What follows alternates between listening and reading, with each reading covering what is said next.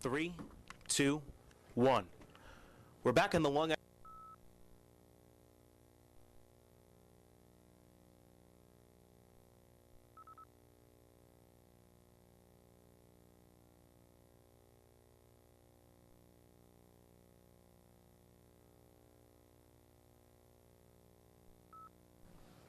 Three, two, one.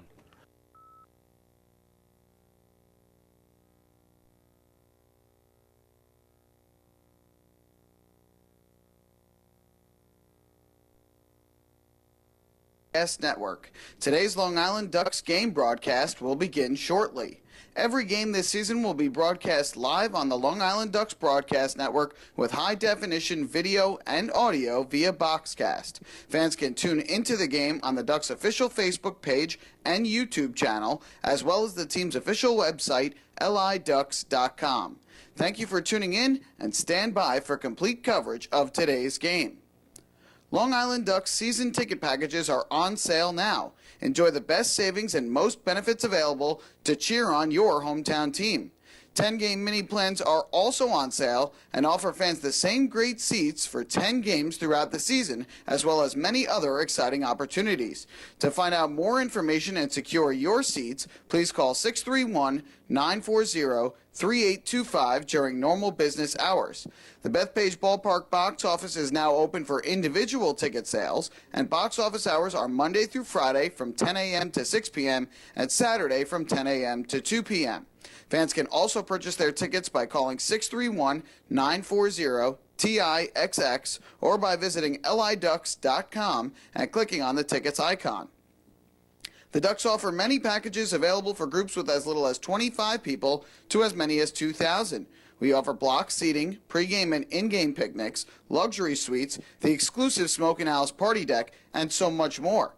In addition, groups have the opportunity to take part in a variety of experiences, such as performing the national anthem or taking the field with the Ducks as the Dream Team. Group ticket packages are now on sale. For more information on Ducks group outings, call 631-940-3825 or visit liducks.com. Looking for official Long Island Ducks merchandise, hard-to-find memorabilia, team apparel, and so much more? Then be sure to check out the Waddle & Shop, the official merchandise store of the Ducks. Fans can visit the shop online anytime at liducks.com by clicking the merchandise icon. Store hours on game days are from noon to 4 p.m. and during the game from inside the ballpark only. On non-game days, the store is open Monday through Friday from 9 a.m. to 5 p.m. Children 14 and under can become members of the Bethpage Federal Credit Union Long Island Ducks Kids Club now. Kids will receive a unique gift package and take part in a variety of fun activities that come with being a member of the Kids Club. For more information on how to sign your child up, please call 631-940-3825 during normal business hours. Quacker Jack, the 7-time Best Long Island mascot, is now available for appearances at parties and other special events throughout the Long Island community. Please contact the Community Relations Department at 631-940-3825 to find out more information and to book an appearance. Once again, thank you for tuning in to the Long Island Ducks Broadcast Network. Today's game will begin momentarily. You're tuned in to the Long Island Ducks Broadcast Network. Today's Long Island Ducks game broadcast will begin shortly. Every game this season will be broadcast live on the Long Island Ducks Broadcast Network with high-definition video and audio via Boxcast. Fans can tune into the game on the Ducks' official Facebook page and YouTube channel, as well as the team's official website, liducks.com. Thank you for tuning in, and stand by for complete coverage of today's game. Long Island Ducks season ticket packages are on sale now. Enjoy the best savings and most benefits available to cheer on your hometown team. 10-game mini plans are also on sale and offer fans the same great seats for 10 games throughout the season, as well as many other exciting opportunities. To find out more information and secure your seats, please call 631-940-3825 during normal business hours. The Bethpage Ballpark box office is now open for individual ticket sales, and box office hours are Monday through Friday from 10 a.m. to 6 p.m. and Saturday from 10 a.m. to 2 p.m. Fans can also purchase their tickets by calling 631-940-TIXX TIXX, or by visiting liducks.com and clicking on the tickets icon. The Ducks offer many packages available for groups with as little as 25 people to as many as 2,000. We offer block seating, pregame and in-game picnics, luxury suites, the exclusive Smoke and Owls party deck, and so much more. In addition, groups have the opportunity to take part in a variety of experiences, such as performing the national anthem or taking the field with the Ducks as the Dream Team. Group ticket packages are now on sale. For more information on Ducks group outings, call 631-940-3825 or visit liducks.com. Looking for official Long Island Ducks merchandise, hard-to-find memorabilia, team apparel, and so much more? Then be sure to check out the Waddle & Shop, the official merchandise store of the Ducks. Fans can visit the shop online anytime at liducks.com by clicking the merchandise icon. Store hours on game days are from noon to 4 p.m. and during the game from inside the ballpark only.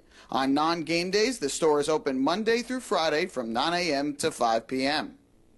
Children 14 and under can become members of the Bethpage Federal Credit Union Long Island Ducks Kids Club now. Kids will receive a unique gift package and take part in a variety of fun activities that come with being a member of the Kids Club. For more information on how to sign your child up, please call 631-940-3825 during normal business hours. Quacker Jack, the 7-time Best Long Island mascot, is now available for appearances at parties and other special events throughout the Long Island community. Please contact the Community Relations Department at 631-940-3825 to find out more information and to book an appearance. Once again, thank you for tuning in to the Long Island Ducks Broadcast Network. Today's game will begin momentarily.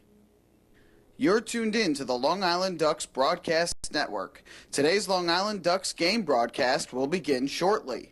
Every game this season will be broadcast live on the Long Island Ducks Broadcast Network with high-definition video and audio via Boxcast. Fans can tune into the game on the Ducks' official Facebook page and YouTube channel, as well as the team's official website, liducks.com.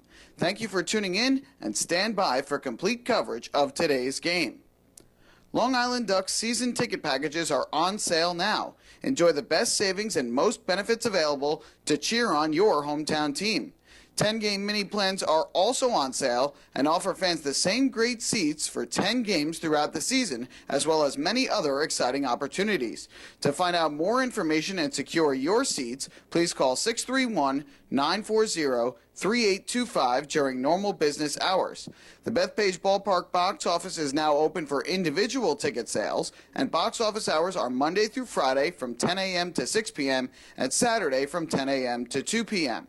Fans can also purchase their tickets by calling 631-940-TIXX or by visiting liducks.com and clicking on the tickets icon.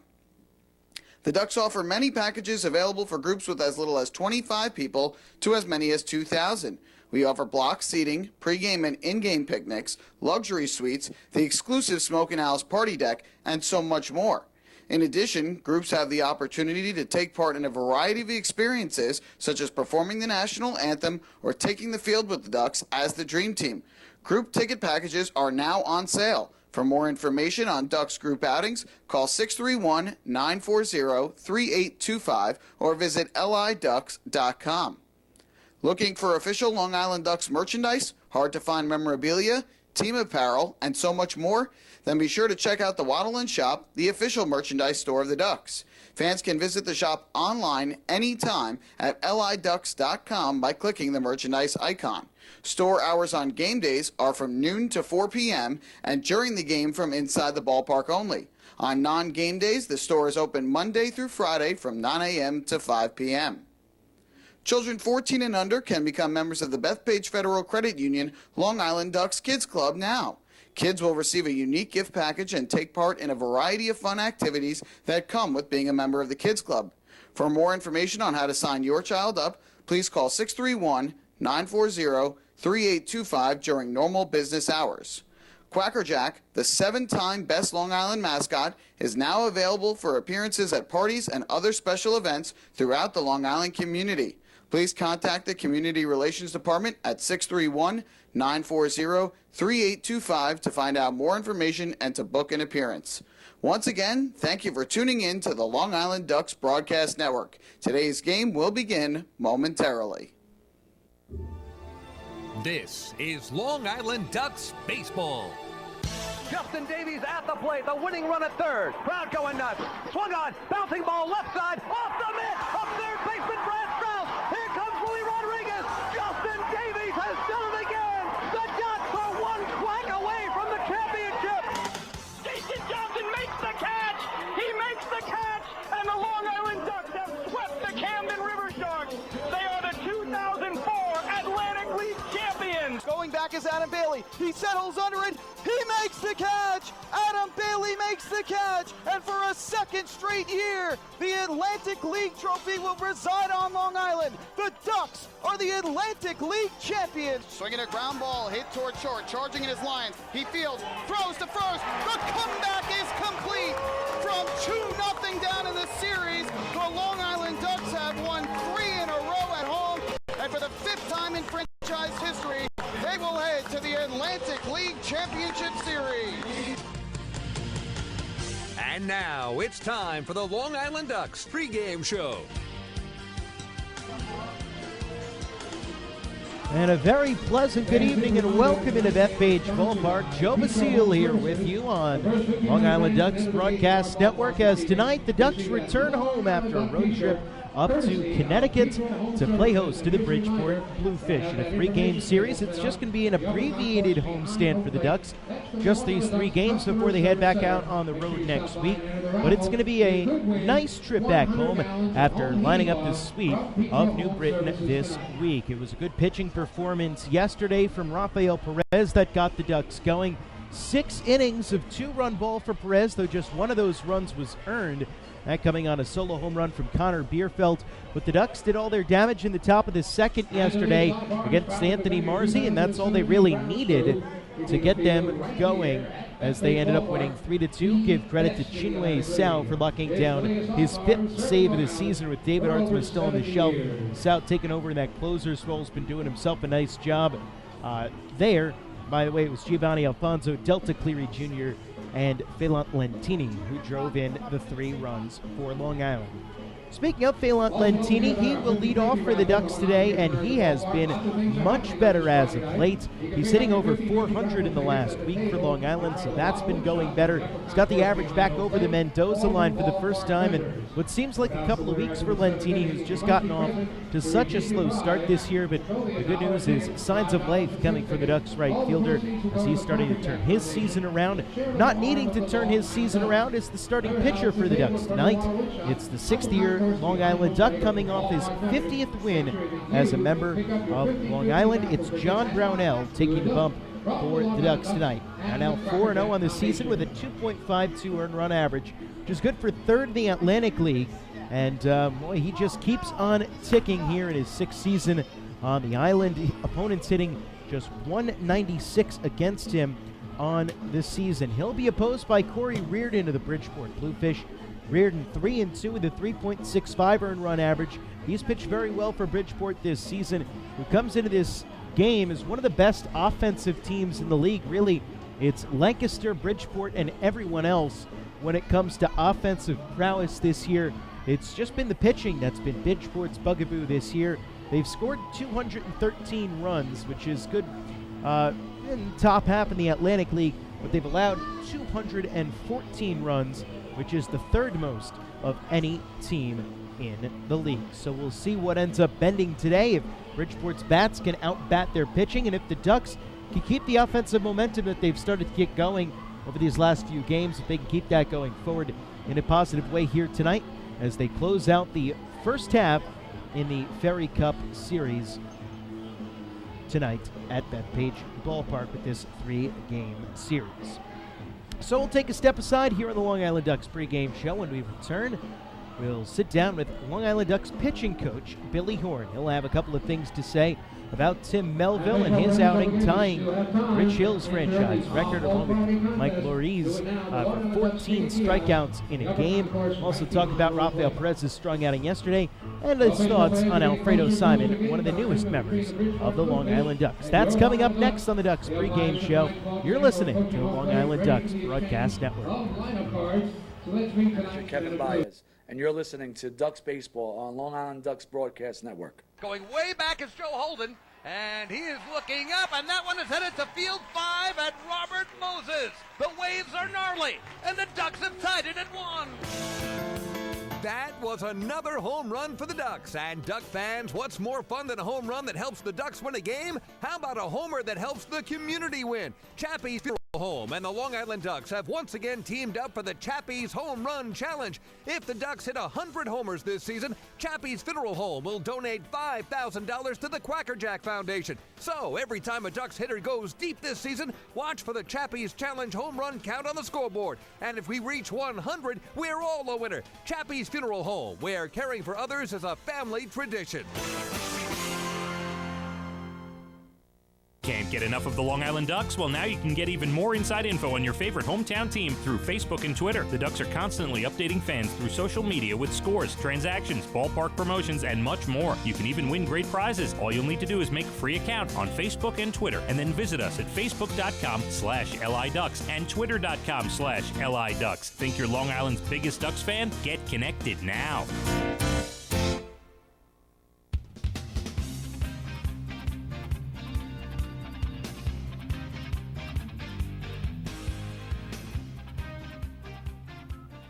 We're back on the Long Island Ducks pregame show, joined by Ducks pitching coach Billy Horn. And, well, Billy, in this series up in New Britain, we saw some pretty strong pitching performances out of Tim Melville and Rafael Perez. Wanted to just get your opinions on Melville tying a franchise record with 14 strikeouts. What was it that he had working and just allowed him to have such a special night? I tell you, Tim's a special kind of guy, and he's got fantastic stuff, outstanding stuff, as everybody knows, and he's a hard worker. He's always working in between starts. And there were two things we were really working on in his last couple of bullpen sessions, and one of those is getting ahead with first pitch strikes, being ahead in the count, and really commanding glove side. Outside to a righty, inside to a lefty, and he did that so great the other night. Like you said, 14 strikeouts, only one walk. And when he's on. He's very electric, and he was fantastic. Mm-hmm. And for him, a guy who was in the major leagues as recently as last year, what's going to be the key to him to continue developing for the rest of this year and to try and get back to that level? I'm going to be honest with you. I don't know what organizations are waiting on. I mean, he's the kind of guy right now, he's at a point where he's pitching so well, and because of his background and everything, that, it could be any day where, we're probably going to get a phone call and, off he goes back to an organization, hopefully back to the big leagues. But, one thing about him, though, he's never satisfied. I mean, you can see him, before batting practice, after batting practice, during pitcher workout. He's constantly working out, whether it's, working on his pitches, working on his mechanics, working on his, his body, things like that. So he's just going to continue to work hard and do everything he can, for the rest of his time here in Long Island. And, I'm sure it's going to be, outstanding starts. And, we just wish him the best, whether it's here or, in AAA, the major leagues, or wherever he may be. Looking again to yesterday with Rafael Perez going 6 strong against the Bees in the series clincher.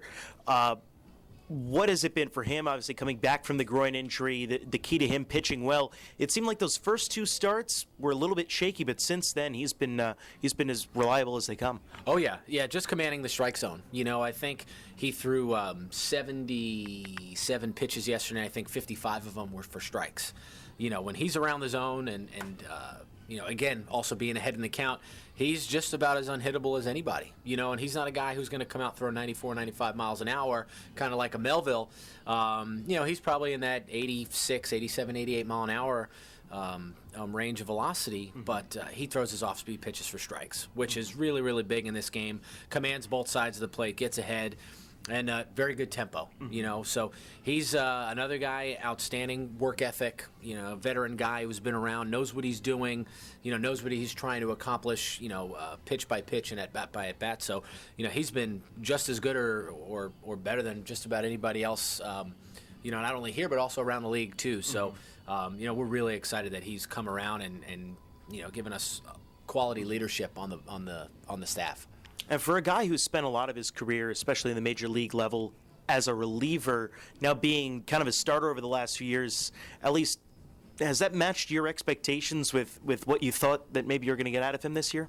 Yeah, he might have exceeded expectations a little bit, but it's great. He's been able to go 5, 6, maybe even 7 innings at a clip, which is very tough at times for relievers, but he's, like I said, another guy who takes care of himself on and off the field. And, all we ask our guys, our stars, they give us 5, 6, maybe 7.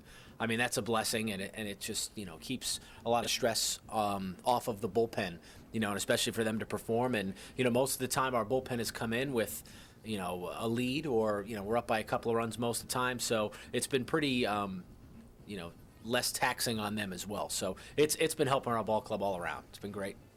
We're here with Ducks pitching coach Billy Horn, and one of the newer members of the team out in the pitching staff, I should say. Haven't seen him pitch yet is Alfredo Simon, a former big leaguer. Just want to get your thoughts on him, kind of where he's at now, and what we might expect to see out of him as the season goes along.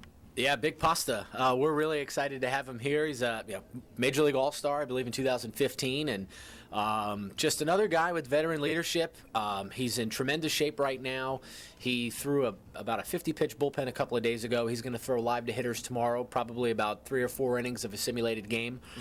And then sometime next week, we'll have him out of the bullpen and, stretch him out. And, it's pretty safe to say he'll join the rotation, when he's ready. It'd probably be maybe, a week or 2 out. Mm-hmm. All right, thank you very much. You got it, my man. Enjoy the game tonight. All right, that was Long Island Ducks pitching coach Billy Horn. We'll be back with more right after this. Hey fans, this is pitching coach Billy Horn, and you're listening to Ducks Baseball on the Long Island Ducks Broadcast Network. Oh, I love it! The color of my new Nicolot patio is so vibrant. It's unlike anything I've ever seen. You're welcome. I'm just going to go finish that Nicolot walkway now. Make your pavers vivid Nicolot pavers. The best looking, most vibrant pavers with the most 3-color blends in the industry. Featuring Nicolot's exclusive paver shield and color blending technology. With color throughout and guaranteed not to fade. Live life in color with Nicolot. Visit Nicolot.com. Pave your way. Have your birthday at the ballpark this season and celebrate with the flock. Kona Ice birthday party packages with the Long Island Ducks are now available.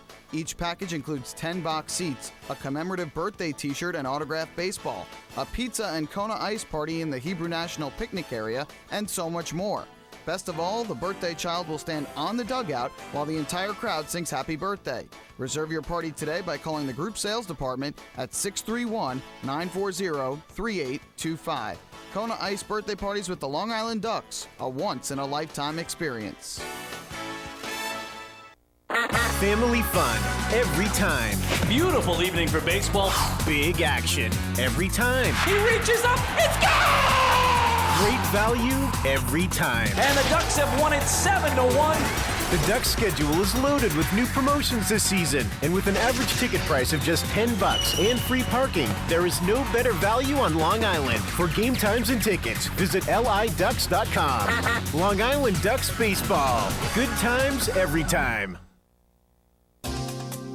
Hey Ducks fans, the official hotel of the Long Island Ducks is the Radisson Hotel Hauppauge, Long Island. It's centrally located on the north shore of Long Island and offers a home away from home for both business and leisure guests. The Radisson Hotel Hauppauge, Long Island features an indoor pool, 24-hour business center, a fitness center, and complimentary Wi-Fi in all guest rooms. Enjoy the contemporary American cuisine at the Fountain Grill restaurant or grab a quick bite to eat at Cafe Pronto. And best of all, it's only minutes away from Bethpage Ballpark. The Radisson Hotel Hauppauge, Long Island, the official hotel of the Long Island Ducks. Call 631-231-1100 today. That's 631-231-1100. Oh, I love it. The color of my new Nicolat patio is so vibrant. It's unlike anything I've ever seen. You're welcome. I'm just going to go finish that Nicolak walkway now. Make your pavers vivid Nicolak pavers. The best looking, most vibrant pavers with the most 3-color blends in the industry. Featuring Nicolak's exclusive paver shield and color blending technology. With color throughout and guaranteed not to fade. Live life in color with Nicolak. Visit Nicolak.com. Pave your way.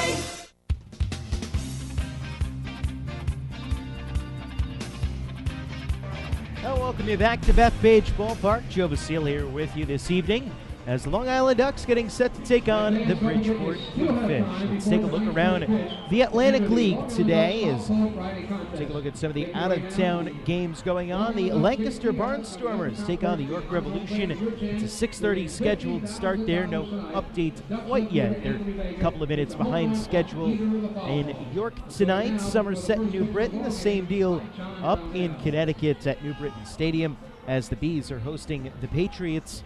And it'll be the Southern Maryland Blue Crabs on the road tonight at the Sugarland Skeeters. That's a 7:05 p.m. local start time out in Sugarland, Texas, which, doing the math, that means 8:05 local time here on the East Coast. Let's get you the starting lineups for both teams in today's ball game. We'll start first with the Bridgeport Bluefish. Their manager is Luis Rodriguez, pitching coach Rich Garces, and Sean Burrows is a player coach. He's also in the lineup tonight for the 27 and 21 Bridgeport Bluefish. They are in second place in the Liberty Division, a game and a half behind the Somerset Patriots.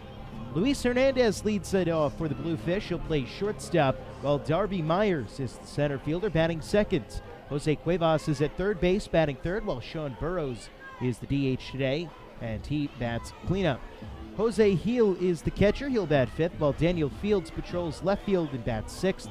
Jonathan Galvez is at first base, batting seventh, while Osni Guillen plays right field and bats eighth.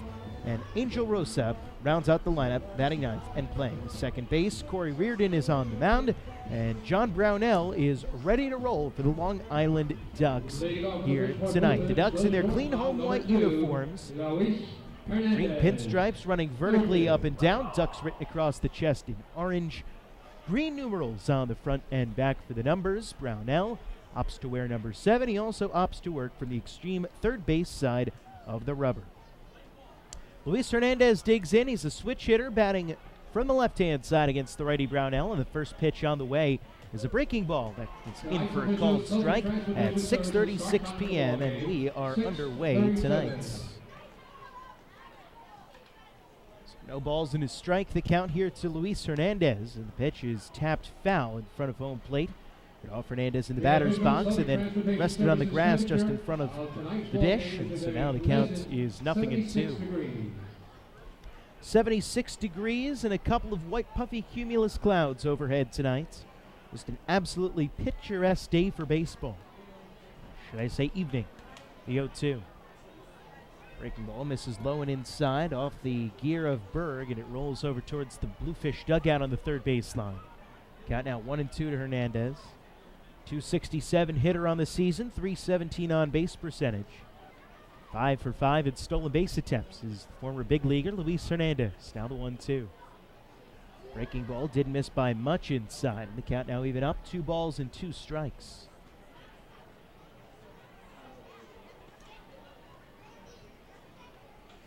Brownell winds and fires the 2-2. Swinging a tapper right back to the mound. Brownell fields it cleanly. He throws to first in time to retire Hernandez. 1-3 on the ground out, and that'll be the first out here in inning number 1. So good job by Brownell after getting ahead 0-2. A couple out of the strike zone that Hernandez didn't go chasing. And was able to induce the comeback. That'll bring up Darby Myers. Right-handed hitting center fielder, .316 on the season. Pitch to the defensive alignment for the Ducks after this first pitch. Brownell winds and fires. It's hit off the end of the bat by Myers, and that'll go foul. That'll reach the stands, hitting down over on the first base side. Count 0-1. On the outfield from left to right, Anthony Vega is in left field for Long Island. Delta Cleary Jr. is in center, shaded out towards right center. And Phelan Lentini man's right. Pitch to Myers. Slow and outside. Count now even up at a ball and a strike. Along the infield, it's Mark Krause at first base, Elmer Reyes at second, Giovanni Alfonso at third, and Dan Lyons is the shortstop. Brownell winds and fires the 1-1. That one missed just down low and outside. Count now 2 balls and a strike to Darby Myers. Alex Berg does the catching for Brownell tonight. Berg and Jordan Pacheco have been the 2 backstops that the Ducks have employed here over these last week and a half or so. Pitch, swing and a miss. Brownell took something off at that time and had Myers out in front. Count now even up at 2 balls and 2 strikes. Brownell stands straight up and down on the mound. 6'3", 215 pounds. The pitch, curve ball hit in the air towards right field. Shallow. Reyes going back. Lentini coming in. And it'll be Elmer Reyes making the over-the-shoulder catch, route number 2. So 2 up and 2 set aside here in the first.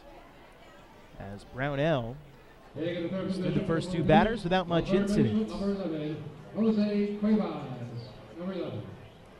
going to bring up Jose Cuevas, the number 3 hitter and third baseman for Bridgeport. Cuevas on this season has struggled a bit at times, but 8 doubles, a pair of home runs, 21 driven in. Hitting just .247, an on-base percentage of .275. Not good. First pitch on the way, in for a called strike to Cuevas. Now Brownell has thrown a first pitch strike to all 3 batters in this game. It's always a good thing, as you heard Billy Horn talk about it in relation to Tim Melville on the pregame show, to always be working from ahead in the counts. A 1 tap foul at the third base line, count now 0-2. And I mean, that's one of the oldest pitching cliches in the book is throw a first pitch strike. And now even what you hear a lot of pitching coaches say is it's not so much the first pitch that matters, but it's the first 3 of the at-bat. If you could be 1-2, that's much better than being 2-1 or 3-0. Pitch hit on the ground towards third base. Alfonso picks it off to his left. He throws across the diamond of first. And that's in time to retire Jose Cuevas and retire the side. The Ducks just retired the Bluefish 1-2-3, making this a PSEG Long Island Energy efficient inning with energy programs from PSEG Long Island. Saving on your electric bill is also as easy as 1, 2, 3. Visit PSEGLINY.com/save money. One more way, PSEG Long Island is making things work for you. No score as we head to the bottom of the first. Hey fans, this is infielder Giovanni Alfonso, and you're listening to Ducks Baseball on Long Island Ducks Broadcast Network. PSEG Long Island is making things work for you with over 10 energy efficiency programs that can help you save on your monthly electric bill. From our free online energy analyzer and in-home energy assessments to rebates on energy efficient air conditioning, even discounts on LED light bulbs. Helping you save on electricity is our job. What to do with your savings? Flight 85 now boarding for the magic of Orlando. Is entirely up to you. Visit PSEGLINY.com/save money. Just one more way PSEG Long Island is making things work for you.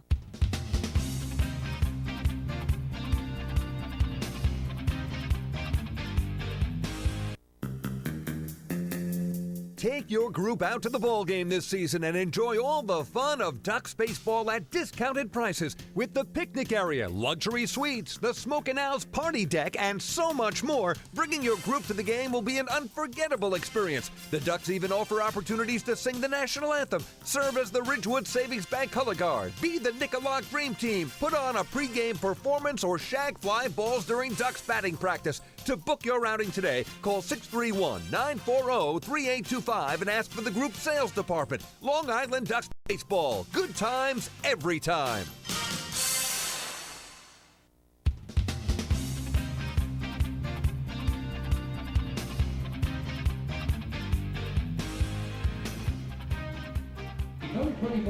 We go to the bottom of the first. No score here at Bethpage Ballpark between the Bridgeport Bluefish and the Long Island Ducks. Ducks all set to take their first axe of the game against Corey Reardon. Phelan Lentini digs into the right-handed batter's box. Reardon works from the first base side of the rubber. Winds and fires glove over his head, and the first pitch is a fastball that misses high and in. Count 1 ball and no strikes to Phelan Lentini. It'll then be Lentini, followed by Anthony Vega and Elmer Reyes here in the bottom of the first for Long Island. 1-0 pitch misses down low. Count 2 balls and no strikes to Lentini. After Reyes, it's Angelo Sanko, Alex Berg, Mark Krause, Giovanni Alfonso, Delta Cleary Jr., and Dan Lyons. 2-0 pitch, Lentini cranks it high in the air and deep to left, but way foul, as this one is going to clear the Smoke and Owl's party deck and hit down out towards the groundskeeping area. The count now 2-1 to Phelan Lentini. Lentini at 206 on the season, 9 doubles, a home run, 8 runs batted in. 24 stolen bases, rank him second in the Atlantic League behind Darian Sanford of the Lancaster Barnstormers. 2-1 pitch, tapped on the ground towards third base, barehanded by Cuevas. He throws low to first, and they got him! Oh, what a play by Jose Cuevas. I didn't think he was going to get him, but he got just enough on that throw that bounced into first base to get Phelan Lentini by a fraction of a step. No argument from Lentini on that call. He knows Cuevas just did get him. So 1 up and 1 set aside here for Corey Reardon, who enters the game 3-2 with a 3.65 earned run average. Got a win against the Ducks in his last start back on the 2nd of June. It's the first pitch to Anthony Vega and slashed foul down the left field line. Count 0-1. Vega at 220 on the season. Was been with the Ducks, but for an abbreviated time. Left-handed batter against the righty Reardon. The pitch. Swinging a foul ball. It's back behind home plate. Count 0-2. It's a very balanced lineup for the Ducks today. Right, left, right, left, right, left, right, switch, right. Almost never going to get the same-handed hitter 2 times in a row. Makes it very tough, especially late in games, to match up. 0-2 to Vegas, fouled off. We'll do it again at 0-2. 1 out here in the bottom of the first. No score between the Bridgeport Bluefish and the Long Island Ducks. Fans, every walk by a Ducks batter this season is presented by City MD Urgent Care. Over 15 City MD locations across Long Island. So the 0-2 misses low to Vegas. Now 1-2. That's right, 15 locations across Long Island offering comprehensive quality care you need the moment you need it. City MD Urgent Care. Need a doctor? Just walk in. 1-2 to Vega. Misses inside. It's now 2 balls and 2 strikes. That one did miss by much, and I think Reardon thought that he had that one. He started kind of walking off the mound ever so slightly before doing an about face and winding and firing the 2-2. Off speed, misses outside. It's now 3-2 to Vega. Done a nice job and laying off a couple of close pitches here in a row to turn an 0-2 deficit into a 3-2 count. Here's the pitch. Swinging a high pop-up to the left side, crossing into foul territory now. The third baseman, Cuevas, now back into fair territory. He makes the catch, and that'll be out number 2 here in the inning. So Anthony Vega set aside as Corey Reardon has matched John Brownell in retiring the first 2 batters that he's faced. Now try and match him completely as Brownell was able to spin a 1-2-3 inning in the first. Palmer Reyes comes up to the plate, looking to change that. Reyes 279 in the season. He's cooled down after a lightning fast start. Reardon winds and fires the first pitch. It's on the inside corner for a called strike. Count 0-1. Reyes, one of the hopefuls for the Atlantic League All-Star Game taking place in the middle of July in Somerset. It's the 0-1 pitch. He misses low in the dirt. Count now on a ball and a strike. He's been one of the better second basemen, not only offensively, but defensively as well. And I think that's an area where he's really kind of shown his stuff out on the field this season. Here's the 1-1. Swing a line drive, hit towards right field. That one is going to stay fair and head down towards the corner. Reyes takes a wide turnaround first, and then as the right fielder Osni Guillen got to it fast and fired it back in. Able to hold Elmer Reyes to a 2-out single here in the first, and that'll bring up Angelo Sanko, the cleanup hitter. Defensive alignment for the Bridgeport Bluefish. On the infield, Jonathan Galvez is at first base. Angel Rosa plays second. Jose Cuevas is at third. And Luis Hernandez is the shortstop. In the outfield from left to right, it'll be Daniel Fields in left, Darby Myers in center, and Osni Guillen in right, with Jose Gill doing the catching for his pitcher, Corey Reardon. Here's the first pitch to Angelo Sonko. Breaking ball that is in at the knees for a called strike. The count 0-1. Sonko at 289 on the year. Good for second on the team. 10 home runs, good for first. Reyes with his leadoff first, the pitch. Swinging a ground ball it to the right side. Nice backhanded play made by Rosa. And the underhand toss to Hernandez at second base is able to retire Reyes. Fielder's choice goes 4-6, and that'll do it for out number 3 here in the first. No scores. We head to the second. You're listening to Long Island Ducks Baseball. Hey fans, this is shortstop Dan Lyons, and you're listening to Ducks Baseball on the Long Island Ducks Broadcast Network. PSEG Long Island is making things work for you with over 10 energy efficiency programs that can help you save on your monthly electric bill. From our free online energy analyzer and in-home energy assessments to rebates on energy-efficient air conditioning, even discounts on LED light bulbs. Helping you save on electricity is our job. What to do with your savings? Flight 85 now boarding for the magic of Orlando. Is entirely up to you. Visit psegly.com/save money. Just one more way PSEG Long Island is making things work for you. Take your group out to the ball game this season and enjoy all the fun of Ducks baseball at discounted prices with the picnic area, luxury suites, the Smokin' Owl's party deck, and so much more. Bringing your group to the game will be an unforgettable experience. The Ducks even offer opportunities to sing the national anthem, serve as the Ridgewood Savings Bank color guard, be the Nicolak Dream Team, put on a pregame performance, or shag fly balls during Ducks batting practice. To book your outing today, call 631-940-3825 and ask for the group sales department. Long Island Ducks Baseball. Good times every time.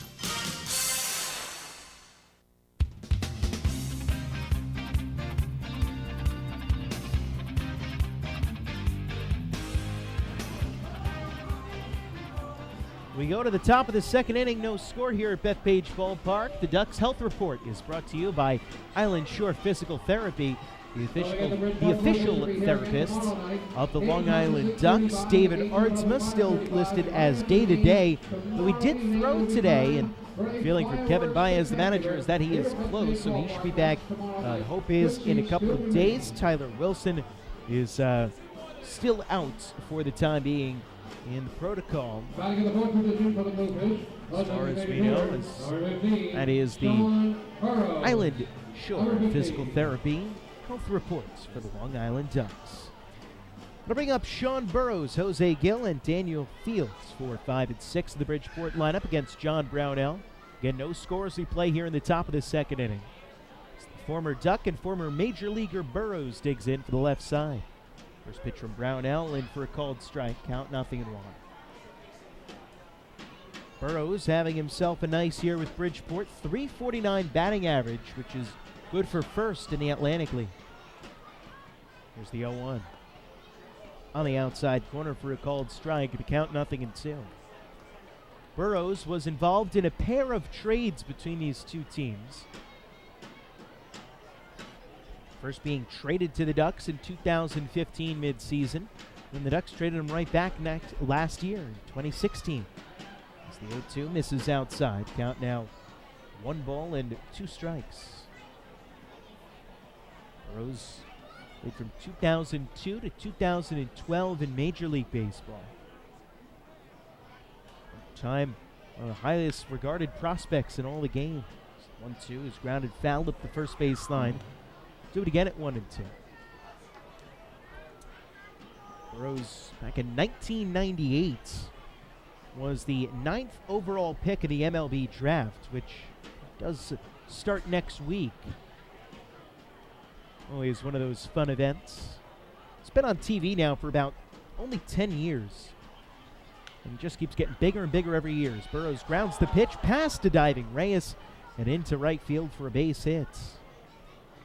So no shift on with Burrows, a dead pull hitter at the plate. He's able to ground it right past the diving Elmer Reyes for the first hit of the game for the Bridgeport Bluefish. Bridgeport catcher, number 5, Jose Hill. Number 5. I'll bring up Jose Hill. Burrows on first. I don't think of him as a fast guy, but he does have 4 stolen bases in as many attempts. So you do have to remember that he's on base. Of course, being his teammate last year and a little bit for the year before that. John Brownell was very aware of that.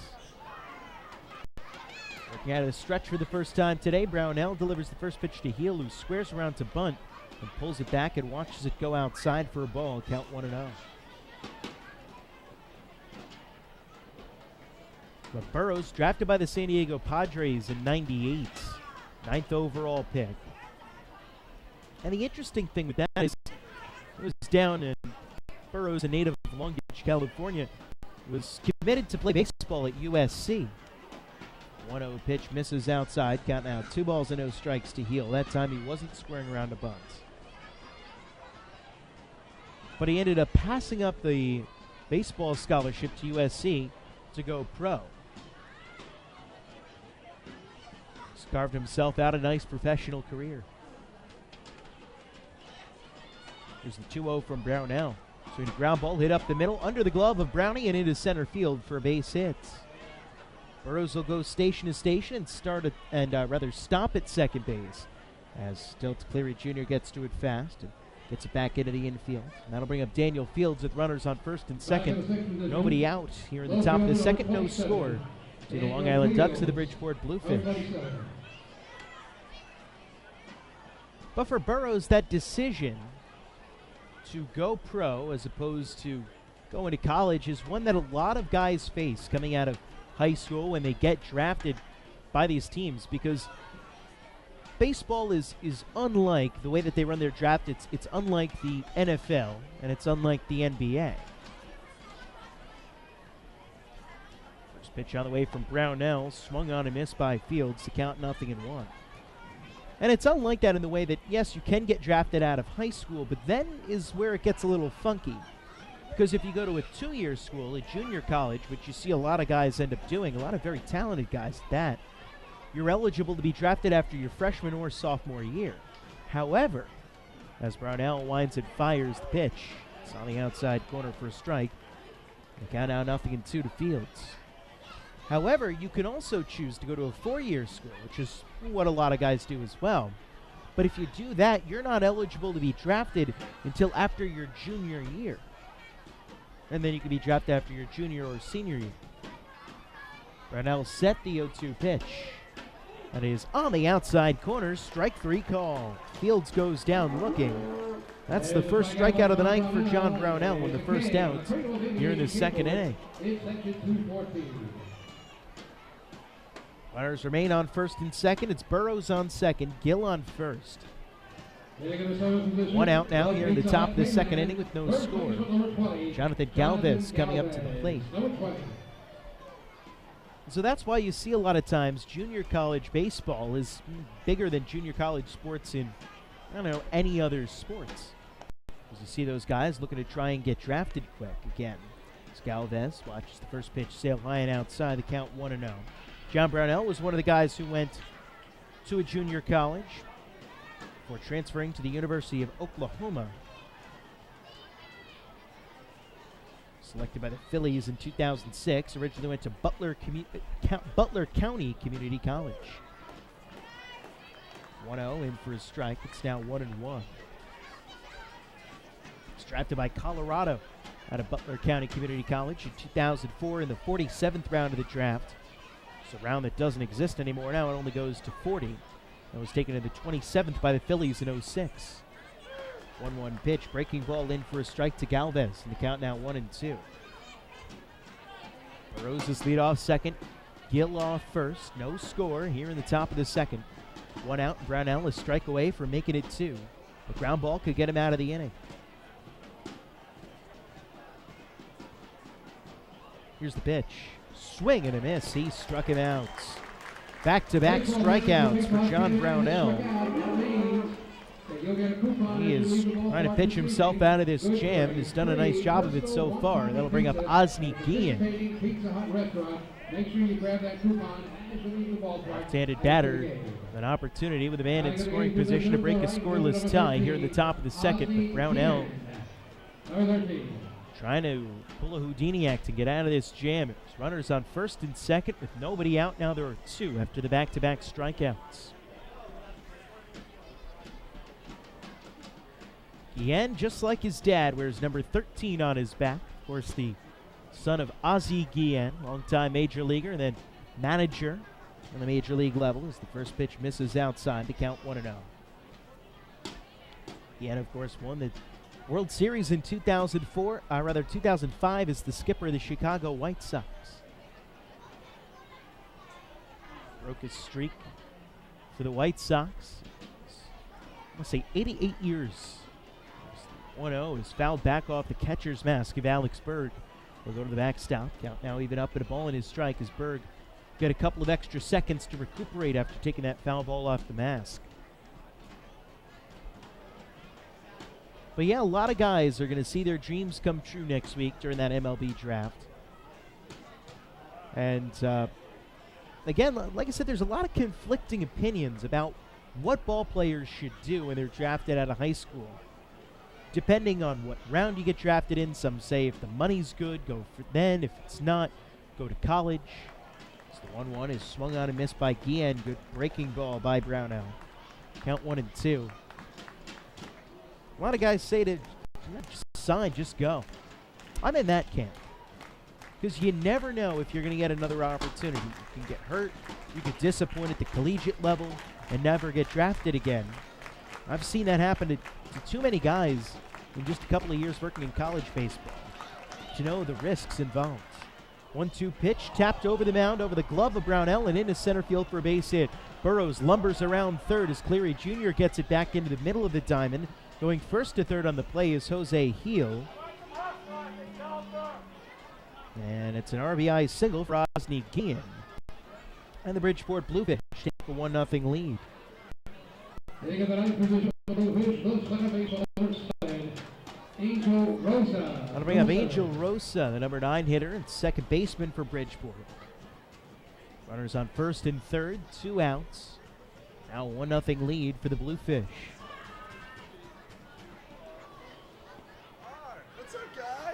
I distinctly remember a couple of years ago, I was working for a summer collegiate baseball team down in North Carolina. There was a kid who was drafted out of high school, decided not to sign.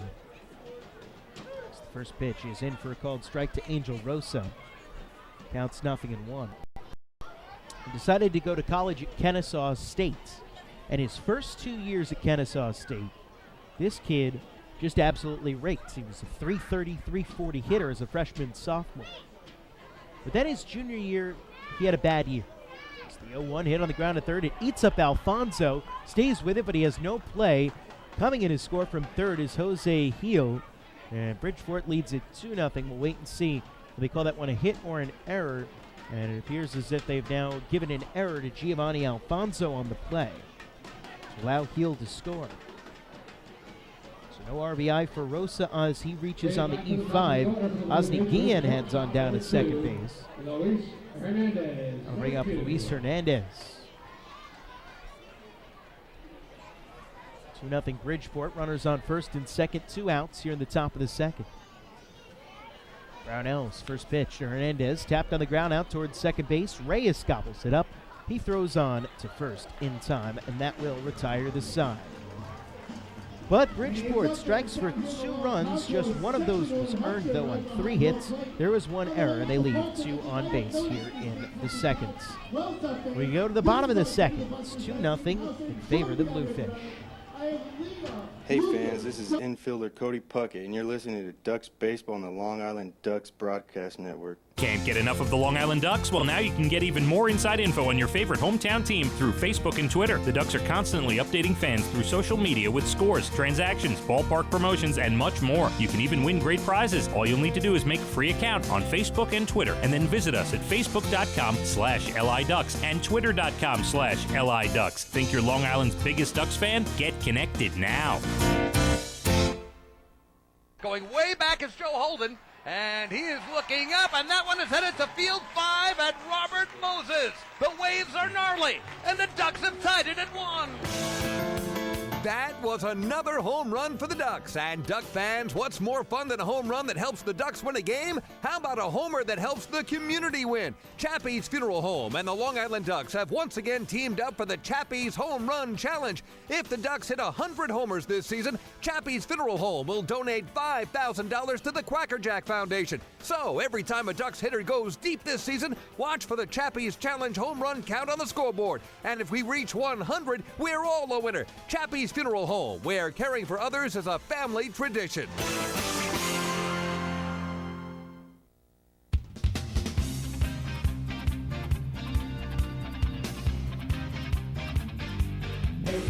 Two 2-0 Bridgeport as we're set to start the bottom of this second inning. There's no better time than now to sign up the young Ducks fan in your life for the Bethpage Federal Credit Union Ducks Kids Club. Children 14 and under receive exciting gifts, discounts on merchandise, and unique experiences that only come with being a member. Sign up today by visiting www.lidux.com or by calling 631-940-3825. Alex Berg will lead things off at the bottom of the second, and the first pitch on the way from Corey Reardon is in for a called strike. Count is 0-1 to the Ducks catcher. It'll be Berg, followed by Mark Krause and Giovanni Alfonso. For Long Island here in the bottom of the second. Pitch from Reardon. Big swing and a miss as Berg swung over the top of the breaking ball, and the count quickly 0-2. Alex Berg, originally drafted by the San Francisco Giants organization, and spent some time, about a year, in the Miami Marlins system, before finishing up with Texas in the last couple of years. Now the 0-2. Misses inside. The count now 1-2 strikes to Berg. Talking about draft coming up next week, and that choice that so many young high school kids end up facing when they get drafted out of high school. And do they go to college? Do they come out? Berg swings and misses the 1-2. He goes down on strikes for the first out here in the second. First strikeout of the game for Corey Reardon.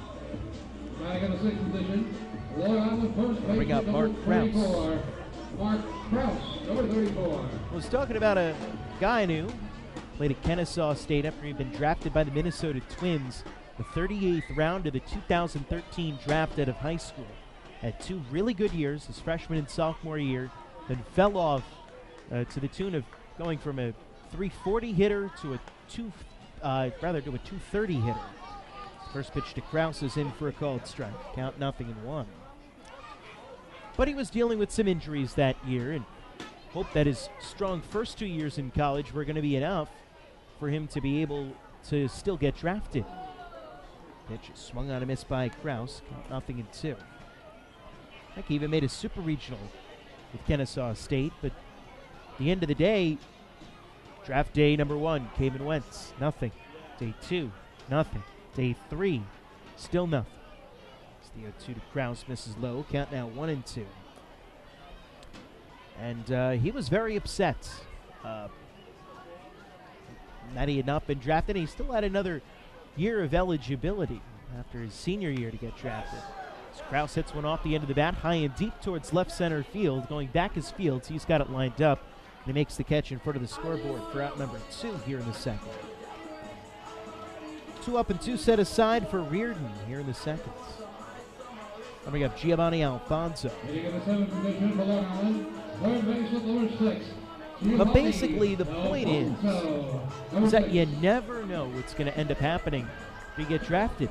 You can even have 2 solid years in college, and then by the time it comes time for scouts to be paying attention for you and to get drafted, you might fall off and never get that chance again. So Alfonso whips and misses the first pitch. Fastball that was up and out of the zone. Count 0-1. Last year came and went. He had a little bit of a bounce back year, but still went undrafted and is now no longer playing baseball. As Alfonso swings and misses with a mighty cut, it's now 0-2. You just never do know in life. So I think it's a message about seizing the opportunity while it's there in front of you. 0-2 to Alfonso. He's fouled back. Do it again at 0-2. A lot of guys will say, well, no, you should go and get your college education. And that's a fine argument and all, but a lot of organizations, after they draft you, they'll offer to pay for your college education afterwards, or contribute towards it at least. And you can always go back to college. You can't always be drafted again. So the 0-2 to Alfonso is lifted in the air in foul territory on first base side. Galvez beneath makes the catch, and that will do it here for the seconds. Alfonso pops up foul to first base. It's a 1-2-3 inning for Corey Reardon, and the Bridgeport Bluefish lead it 2-0 as we head to the third here on a beautiful Friday night at Bethpage Ballpark. Hey fans, this is pitcher John Brownell, and you're listening to Ducks Baseball on the Long Island Ducks Broadcast Network. Bethpage Ballpark is a great place to watch a ball game, so why not do so from some of the best seats in the house? The Ducks are proud to present the brand new Long Island Ducks Beer Garden. Open for all fans on nights when the Smokin' Owl's party deck has not been reserved, the Beer Garden will feature a variety of frosty draft and bottled brews, as well as several food choices. The area has been decked out with bar rail seating and Ducks branded furniture to provide a comfortable atmosphere for everyone. Be sure to stop by and check out the brand new Long Island Ducks Beer Garden on your next visit to the ballpark.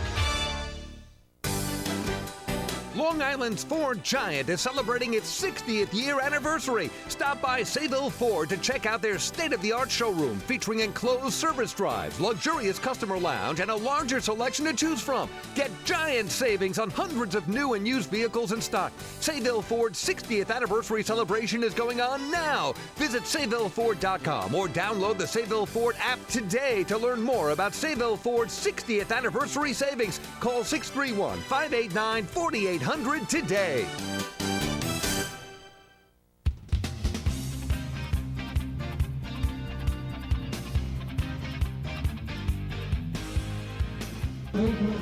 Back at Bethpage Ballpark, it's the Bridgeport Bluefish 2 and the Long Island Ducks nothing. So we're at the top of the third inning.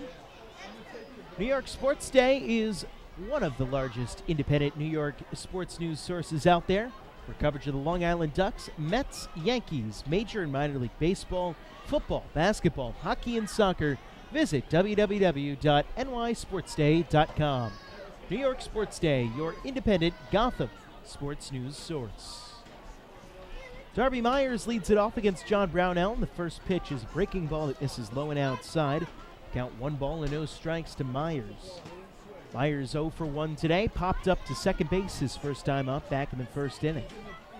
Myers, Jose Cuevas, and Sean Burrows, 2, 3, and 4. 1-0 in for a called strike at the inside corner. Count now even up at 1-1 to Myers. Myers entered today's game a .316 hitter for the Bluefish, one of 4 batters in the starting lineup, over 300 on the season. He grounds it up the middle off the glove of Lyons, and it squirts into shallow center field, and that should go for base hits for Darby Myers. So an infield single for Darby Myers to lead things off here in the top of the third inning. As the Bridgeport Bluefish look to expand their 2-0 lead. Now at the heart of the lineup coming up in those typical run-producing spots of 3, 4, and 5. First, it'll be Jose Cuevas, who grounded out to third, his first time up, so he's 0 for 1. Dropping his average down to .246 on the year. Brownell, working from the stretch, comes set at the belts. Deals the first pitch. Fastball fouled off over our heads, and that'll head back up into the Duck Club seating. Count 0-1 to Cuevas. Jose Cuevas, right-handed hitter out of the Bronx, New York. Local to both Bridgeport and Long Island. A couple players like that for the Bluefish. Tyler Padamos from Mount Sinai. That's more upstate New York.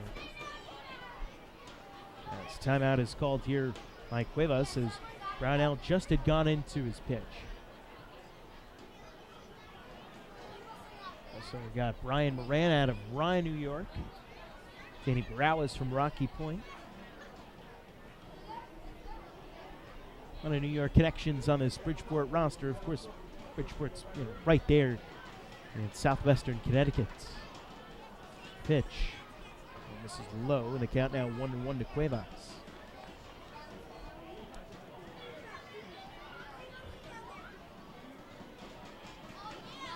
First base stands Darby Myers. He's a threat to run. Now 10 stolen bases in 12 attempts this year for Bridgeport. They're not a team that runs an overwhelming amount, but they'll attempt about 1 stolen base per game or so. 1-1 pitch on the way. Misses low and inside. It's now 2-1. 51 stolen base attempts this year for Bridgeport. This is their 49th game played. Ducks, on the other hand, this is game number 48, and they've attempted 58 steals. They run a little bit more, but not an overwhelming majority more. Here's Brownell coming set. Now the 2-1. Tapper foul over at third, and it just goes off the mitts. Oh, nearly a nice play made by Luis Rodriguez over at third. Had 2 hands on it, but just couldn't corral it cleanly. Don't think they'll give an error to Rodriguez on that one, though. 2 balls, 2 strikes, nobody out here in the top of the third. Bridgeport 2, Long Island nothing. You're on just a comfortable Friday night, 76 degrees at first pitch. Brownell set at the belt, the pitch. Swing a Tapper foul wide of third base. This time Rodriguez nothing more but a light show at the ball. Let's keep the count at 2 balls and 2 strikes. Sean Burrows awaiting his turn on deck, stretching out the bats. Singled and came around to score the first Bluefish run of the game his first time up. Brownell set. And he delivers the pitch. Swinging a ground ball through the right side into right field for a base hit. As Myers was off at the pitch, he'll go first to third as Lentini's throw is cut off at second base.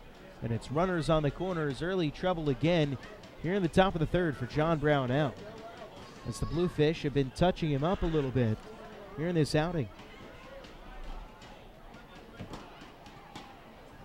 Last time that Brownell was on the mound was against these Bluefish. Back on June 3rd, where he went 7 innings, allowing just 1 run. Struck out 6, walked 1, and allowed 8 hits. So already allowed 5 hits. Working here in the top of the third with nobody out.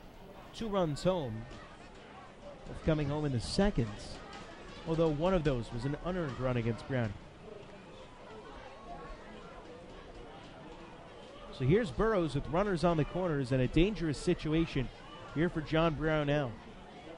Was able to limit the damage thanks to 2 strikeouts back in the second inning after runners on first and second and no outs. A little bit of a stickier wicket here. Pitch to Burrows, misses outside. The count 1-0. Not easy here for Brownell. And even a ground ball double play here, which the Ducks will see to run, would be a big help. 1-0 misses low. It's now 2-0. Last thing you want to do is walk Burrows and bring up Jose Heel with the bases loaded. It's 2-0 Bridgeport. They're threatening to tack on a few more here in the top of the third.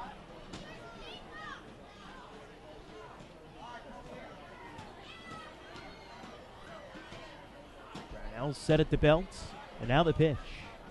Swing a rip into right field. That's going to get down for a base hit, possibly extra bases. And to score from third is Myers. Going first to third is Cuevas, and Sean Burrows will pull up at first base with an RBI single. So he does not appear to be running very well today. And it's now 3-0 Bridgeport thanks to the ribby hit by Sean Burrows. Picked up his 19th run batted into the season. Good base running by Cuevas to go first to third. 3-0 Bridgeport as Jose Heel comes up to the plate. He had a single and a run scored his first time up back in the second. Still runners on the corners and nobody outs. Heel, the catcher, a .311 hitter on the year. He and Santiago Nessie, the 2 catchers on the roster for the Bridgeport Bluefish. First pitch on the way. Heel grounds it through the left side into left field for a base hit. In a score from third is Jose Cuevas. Stopping at second is Sean Burrows. And it's now 4-0 Bridgeport.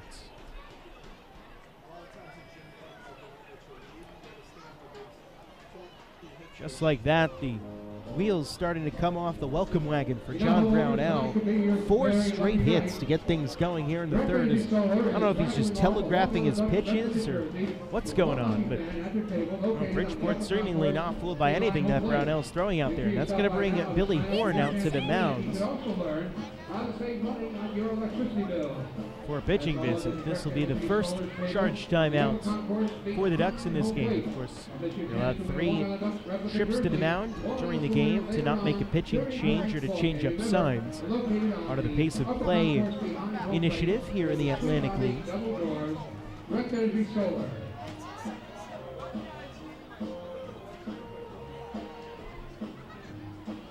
4-0 Bluefish, 2 runs home, still nobody out here at the top of the third inning.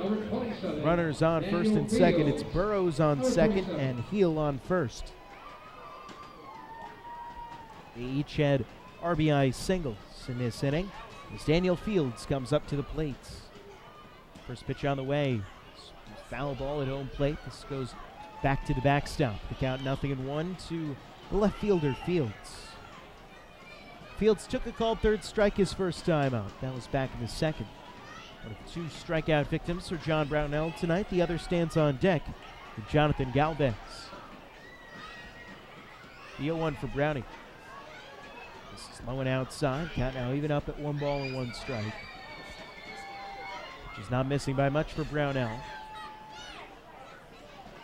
Just are out of the strike zone according to home plate umpire Warren Nicholson. Here's the 1-1. Swing and a miss. Fields now behind in the count 1-2 as that was a weak swing that he had at the offering from Brownell. The way the rest of the umpiring crew in today's game, Silvio Martinez is the third base umpire, and Jorge Terran is over at first base. Right now Martinez positioned behind the mound. 1-2 pitch, tapped foul up the first base line by Fields. We'll do it again at 1-2 strikes. 4-0 the score in favor of Bridgeport. We play here in the top of the third inning with nobody out.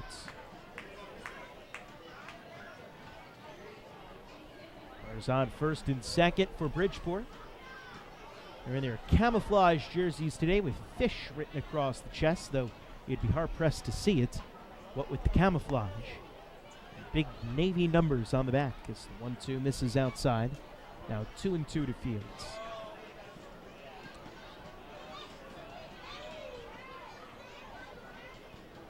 It's always a little bit of a challenge to strike that right balance with camouflage and being able to see the numbers properly, though Bridgeport does a nice job.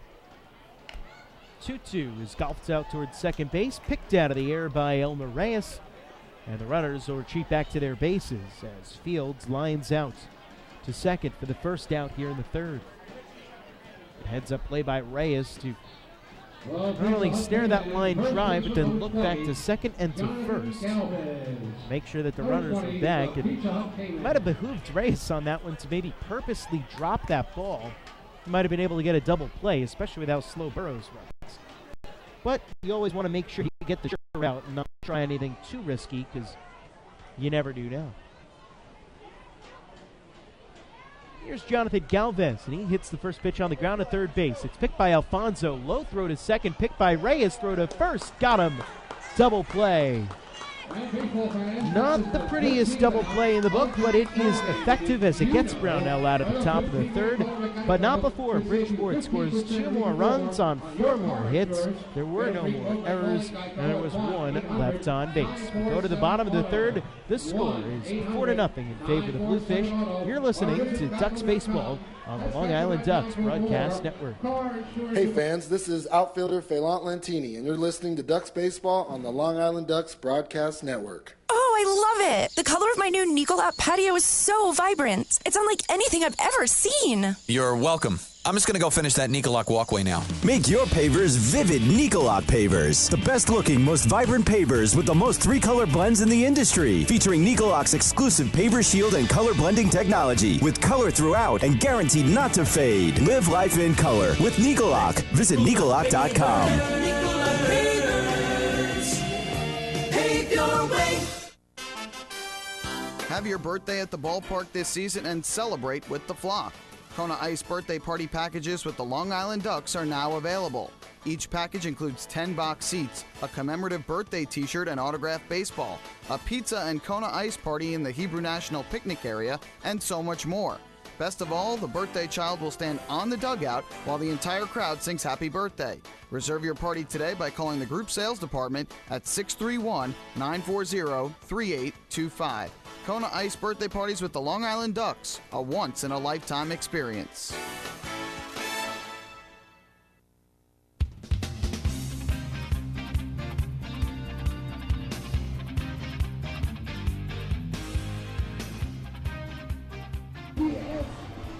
P-Ducks fans, the final out of the top of the third inning was the 15th out of tonight's ball game. Did you know that a 15-minute call to Geico could save you 15% or more on your car insurance? Get a free quote today. Call 1-800-947-10. That's 1-800-947-AUTO or visit geico.com. So easy a caveman could do it.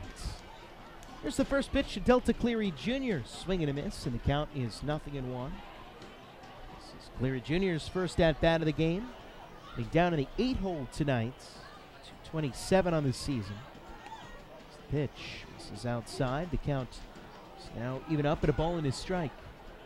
Delta Cleary Jr., Dan Lyons, and Phelan Lentini, three of the longer tenured Ducks hitters. Two up here, 8-9-1. Pitch. Foul back to the backstop. Count now 1-2. Lou Ford, the longest tenured Duck, not in the starting lineup tonight, getting the night off after a stellar series in New Britain. It's Corey Reardon now to the mound for his third inning of work. He winds it, fires the 1-2. Swinging a tapper it back to the mound. Snared head high by Reardon. He throws on to first. In time to get Delta Cleary Jr. for out number 1 here in the inning. It's out 5 in a row, retired by Reardon since the 2-out single by Elmer Reyes back in the first.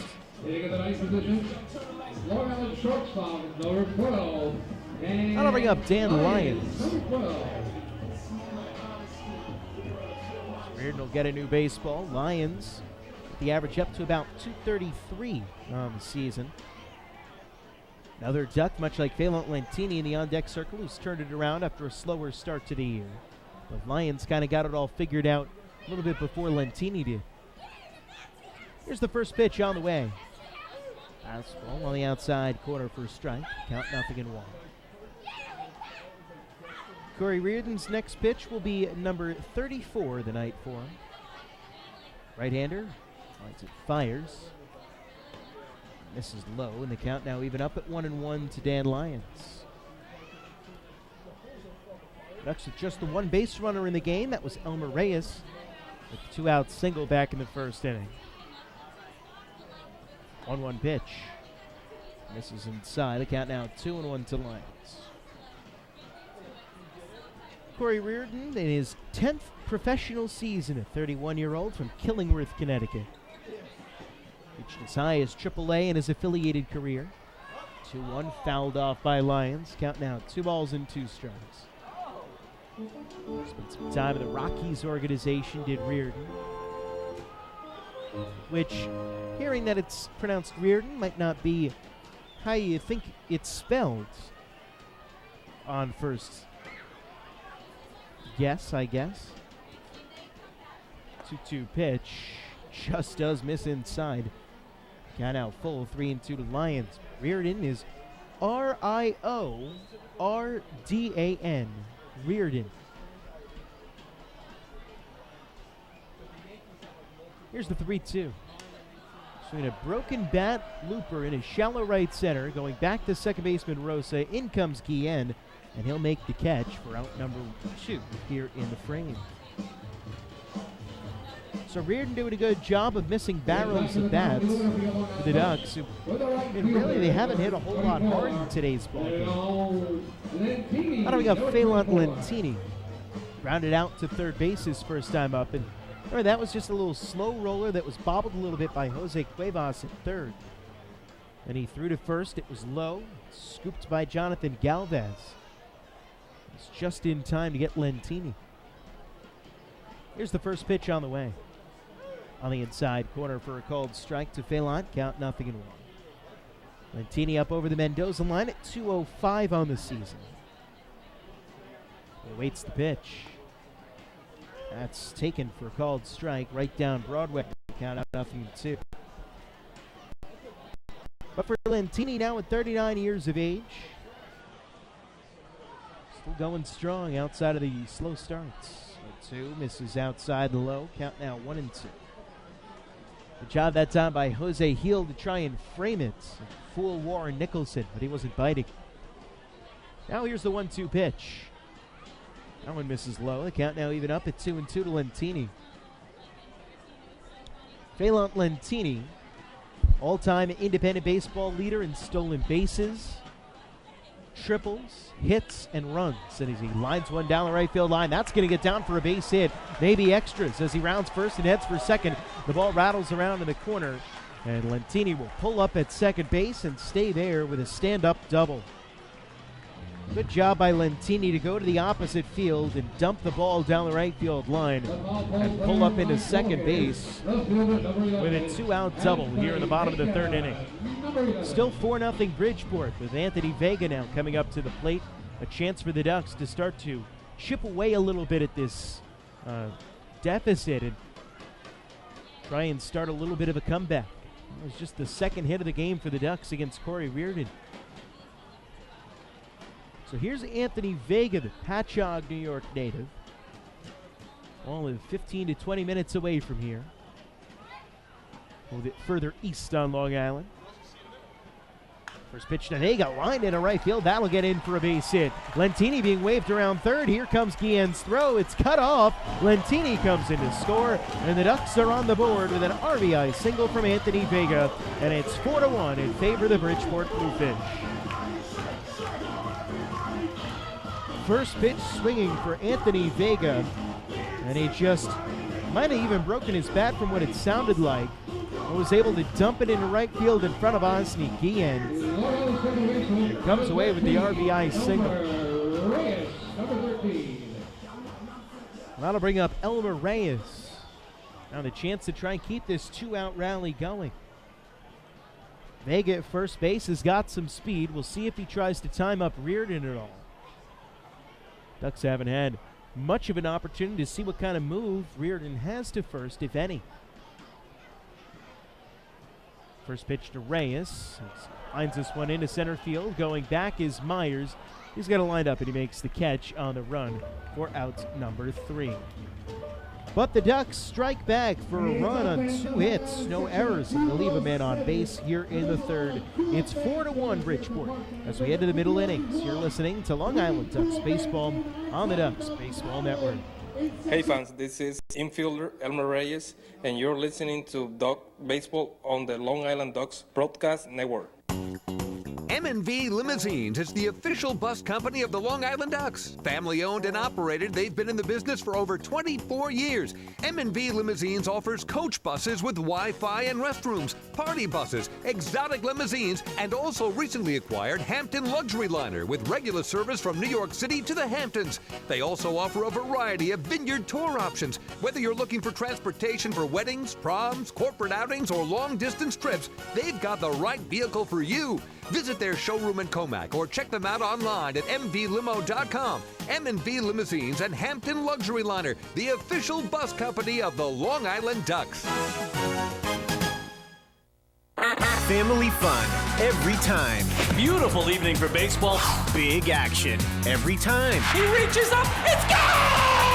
Great value every time. And the Ducks have won it 7-1. The Ducks schedule is loaded with new promotions this season, and with an average ticket price of just $10 and free parking, there is no better value on Long Island. For game times and tickets, visit liducks.com. Long Island Ducks Baseball. Good times every time.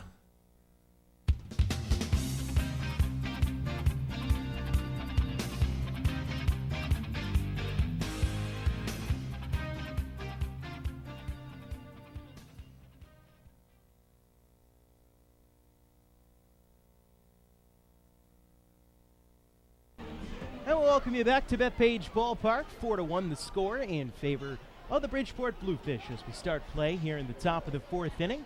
Joe Vasile here with you on the Long Island Ducks Baseball Network. It'll be Osni Guillen, Angel Rosa, and Luis Hernandez due up against John Brownell. The first pitch to Guillen is on the outside corner for a called strike. The count is 0-1. It's the top of the fourth inning. That means it's time for our fourth inning trivia question where we test your knowledge of the Long Island Ducks and baseball as a whole.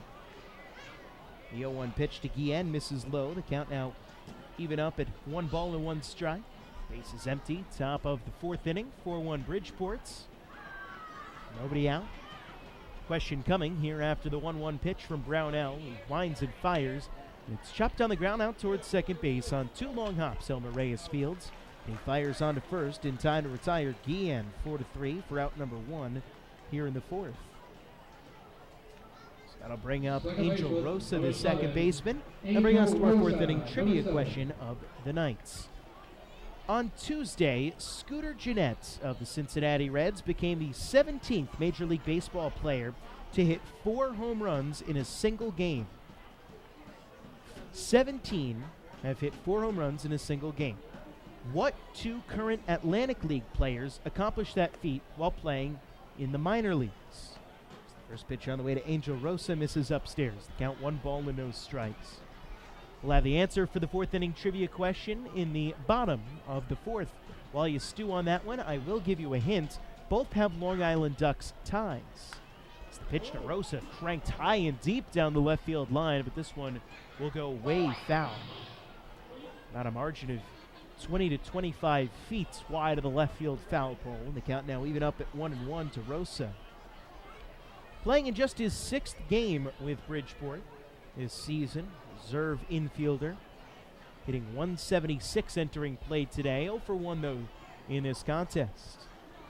We did reach base on the error by Giovanni Alfonso back in the second to bring home a run. 1-1 to Rosa. And skips up, and the count now is 2 balls and a strike. You actually said surprise me. Yeah, pretty improbable what Scooter Gennett was able to do. The Reds earlier this week. And again, 17 players have hit 4 home runs in a game in the major league level. More than that down in the minors when you include that. So the 2-1 is fouled off by Rosa. The count now even up at 2 balls and 2 strikes. The first major leaguer to do it was a guy by the name of Bobby Lowe on May 30th, 1894. He's a member of the Boston Bean Eaters, who later changed their name to the Braves, then moved to Milwaukee and now to Atlanta. 2-2 pitch is fouled off into the Bridgeport dugout along the third base line. Count remain at 2 balls and 2 strikes. Yeah, Bobby Lowe, the first player in Major League history to hit 4 home runs in a game. 2-2 misses low and outside. Count now full 3-2 to Angel Rosa. And of course, back then, home run rules were very silly. Bounces, it could go over the fence. If the ball stayed fair and then went foul before it landed, even if it went over, it wasn't a home run. It was very screwy, the rule book back then. 3-2 to Rosa. Sky to the air to shallow center field. Coming in on it is Delta Cleary Jr. He makes the catch for out number 2 here in the inning. Bring up Luis Hernandez with 2 gone. Back to the top of the order for the Bluefish. Here in the fourth. The shortstop, number 2. Lineup card over. Bring up Hernandez for the 3rd time. He's 0 for 2 so far. But Dan Cronin did it on May 31st in 1892 while playing for Pawtucket. 17-9 win over Salem in Salem, Massachusetts. Part of the old New England League. First pitch to Luis Hernandez is in for a strike, but he did not do it first. First one to do it, a guy by the name of Jack Crooks. On June 8th, 1889, Hernandez pops one up in his shallow right field. Coming in on it, Lentini. He makes the catch, and that will retire the side. 1-2-3 inning for John Brownell in the fourth. By the way, Jack Crooks did it while playing for the Omaha Omahawks. Very creative nickname. Anyway, we go to the bottom of the fourth. It's 4-1 in favor of Bridgeport. You're listening to Ducks Baseball on the Long Island Ducks Broadcast Network. Hey fans, this is pitcher David Artsma, and you're listening to Ducks Baseball on the Long Island Ducks Broadcast Network. Long Island's Ford Giant is celebrating its 60th year anniversary. Stop by Sayville Ford to check out their state-of-the-art showroom featuring enclosed service drives, luxurious customer lounge, and a larger selection to choose from. Get giant savings on hundreds of new and used vehicles in stock. Sayville Ford's 60th anniversary celebration is going on now. Visit SayvilleFord.com or download the Sayville Ford app today to learn more about Sayville Ford's 60th anniversary savings. Call 631-589-4800 today. Bethpage Ballpark is a great place to watch a ball game, so why not do so from some of the best seats in the house? The Ducks are proud to present the brand new Long Island Ducks Beer Garden. Open for all fans on nights when the Smokin' Owl's party deck has not been reserved, the Beer Garden will feature a variety of frosty draft and bottled brews, as well as several food choices. The area has been decked out with bar rail seating and Ducks branded furniture to provide a comfortable atmosphere for everyone. Be sure to stop by and check out the brand new Long Island Ducks Beer Garden on your next visit to the ballpark.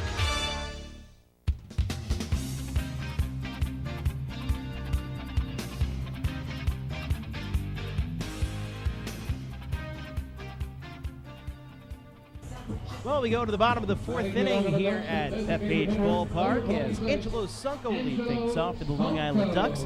It's the Bluefish 4 and the Ducks 1 here on a beautiful Friday night. Now most of the outfield cloaked in shade, just slivers out in right field, still with sunshine beating down on them. As Sunko digs in, a left-handed batter up against the righty throwing Corey Reardon. It'll be Sunko, Alex Berg, Art Krause. 4, 5, and 6. The first pitch is in for a called strike to Sunko. The count 0-1. Sunko grounded into a fielder's choice, which ended the first inning his first time up. Pitch. This is inside. The count now even up at 1-1 strike. This being the bottom of the fourth inning, we'll get you the answer to our fourth inning trivia question here in just a couple of pitches. The 1-1 pitch. Swing and a miss by Sunko. The count now 1-2. That's where we, of course, test your knowledge of the Long Island Ducks and baseball as a whole. And tonight's question deals with a little of column A and a little of column B. Reardon winds and fires. Here's the 1-2 pitch. Swing and a miss by Sunko. He struck him out. And up the ladder with a fastball that time, and Corey Reardon records his second strikeout of the night.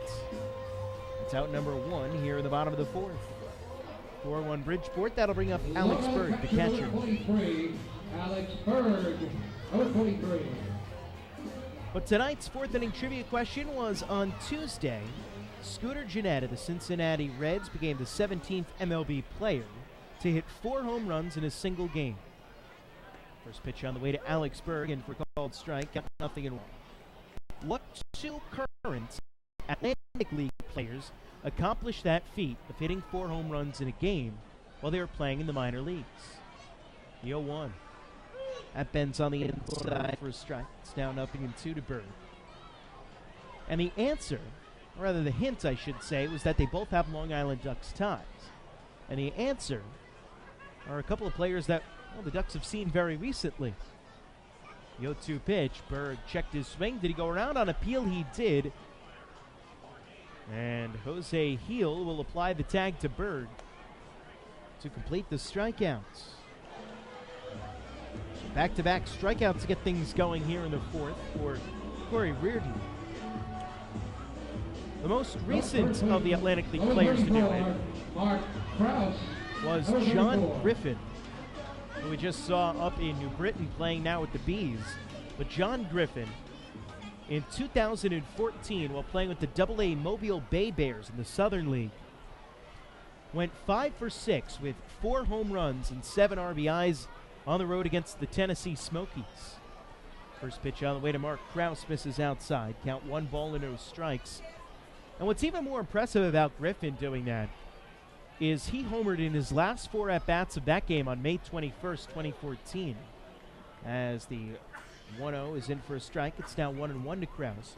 And then homered in his very first at-bat the next day to hit 5 home runs in 5 straight at-bats. 1-1 to Krause, hit off the end of the bat into center field, falling fast. Coming in, the center fielder Myers can't get it and knocks it down with a slide. Wide turn at first for Krause, but he's not going to test it. He'll hold up there with a 2-out base now. That'll bring up Giovanni Alfonso. 4-1 Bridgeport in the bottom of the 4th inning. Runner on first and 2 outs now for Gio. The other current Atlantic Leaguer who has hit 4 home runs in a game throughout his career at some point is Lou Ford. Lou Ford in 2001 on August 19th while playing with the New Britain Rockcats back when a Double-A team played at New Britain Stadium. The Double-A affiliate of the Minnesota Twins at the time. As the first pitch to Giovanni Alfonso is a breaking ball that misses low, count 1-0.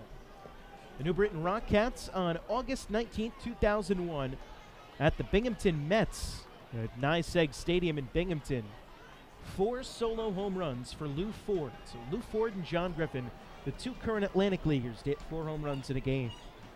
Pitch Alfonso swung on and missed. Count now even up at a ball and a strike. Mark Krause is leadoff first base, a very conservative lead, but held on by Jonathan Galvez. Krause is 3 for 3 in stolen bases this year, so he will sneak one every now and then for a big guy. 1-1 pitch to Alfonso, swinging a tap right out towards shortstop, fielded on 4 hops by Luis Hernandez. He throws on to second for the out to complete the inning. So no runs on the hits, no errors, and a man left on base as we go to the 5th. 4-1 Bridgeport. You're listening to Long Island Ducks Baseball on the Ducks Broadcast Network. Hey fans, this is Yuri De La Rosa, left-hander pitcher, and you are listening to Ducks Baseball on the Long Island Ducks Broadcast Network. Hey Ducks fans, the official hotel of the Long Island Ducks is the Radisson Hotel, Hauppauge, Long Island. It's centrally located on the North Shore of Long Island and offers a home away from home for both business and leisure guests. The Radisson Hotel, Hauppauge, Long Island features an indoor pool, 24-hour business center, a fitness center, and complimentary Wi-Fi in all guest rooms. Enjoy the contemporary American cuisine at the Fountain Grill restaurant or grab a quick bite to eat at Cafe Pronto. And best of all, it's only minutes away from Bethpage Ballpark. The Radisson Hotel, Hauppauge, Long Island, the official hotel of the Long Island Ducks. Call 631-231-1100 today. That's 631-231-1100. Hey Ducks fans, stay up to date with Long Island's hometown team by visiting Quack of the Bat, the official blog of the Long Island Ducks. Quack of the Bat will bring Ducks fans beyond the headlines with in-depth feature articles, breaking news stories, game previews, post-game wrap-ups, and so much more. Interact with the team during the entire season through quotes directly from the players and coaches, as well as exclusive video clips and photos. Check out the blog today at quackofthebat.wordpress.com. Quack of the Bat, the official blog of the Long Island Ducks.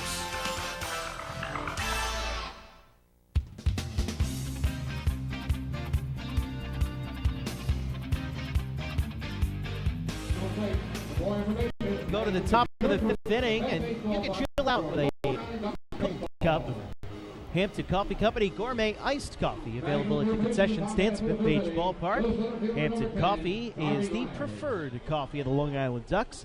Visit HamptonCoffeeCompany.com or visit their cafes in the Hamptons. A lot of great stuff out in the Hamptons, including Hampton Coffee Company. Darby Myers will lead things off as he swings and misses at the first pitch offering from John Brownell. Count is 0-1. Score is 4-1 in favor of Bridgeport. 2 runs in the top of the 2nd, 2 runs in the top of the 3rd for the Bluefish. Pitch is fisted off in a right field. Coming on, Lentini with a slide. Did he catch it or did he trap it? He caught it! What a play by Phelan Lentini in right field, robbing Darby Myers of a base hit. Third baseman number 11, Jose Cuevas. As part of the red, white, and blue all-defensive team last year was Phelan Lentini, and showing why with that fantastic diving catch. 4-1 Bridgeport, and that'll bring up Jose Cuevas. Sean Burrows in the on-deck circle. First pitch on the way to Cuevas, swung on and missed. Out 0-1. Brownell dialing up the fastball that time. Cuevas a touch behind.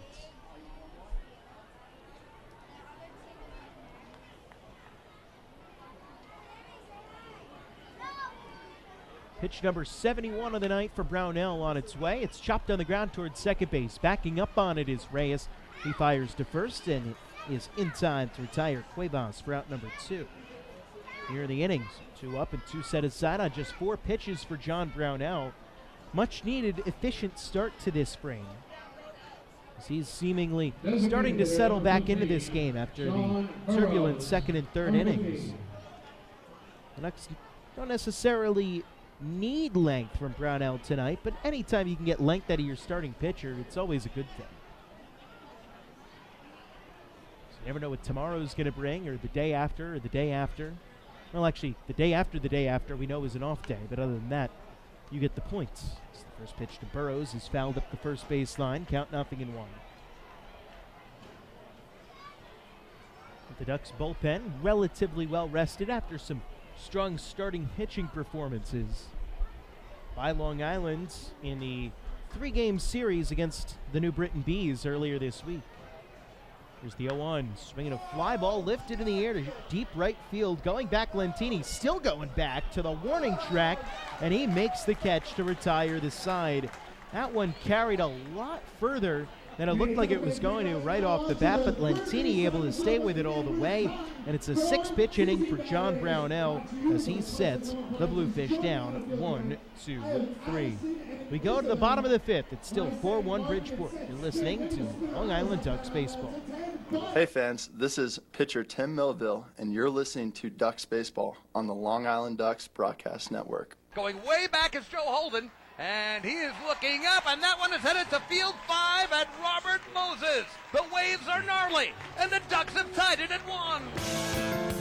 That was another home run for the Ducks. And Duck fans, what's more fun than a home run that helps the Ducks win a game? How about a homer that helps the community win? Chappie's Funeral Home and the Long Island Ducks have once again teamed up for the Chappie's Home Run Challenge. If the Ducks hit 100 homers this season, Chappie's Funeral Home will donate $5,000 to the Quackerjack Foundation. So every time a Ducks hitter goes deep this season, watch for the Chappie's Challenge home run count on the scoreboard. And if we reach 100, we're all a winner. Chappie's Funeral Home, where caring for others is a family tradition.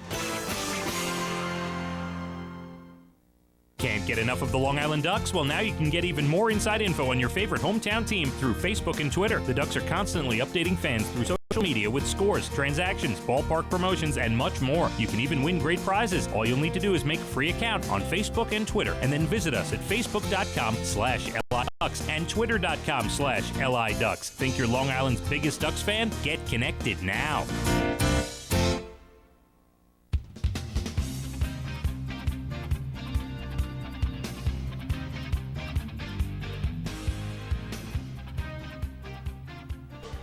We go to the bottom of the 5th inning here at Bethpage Ballpark.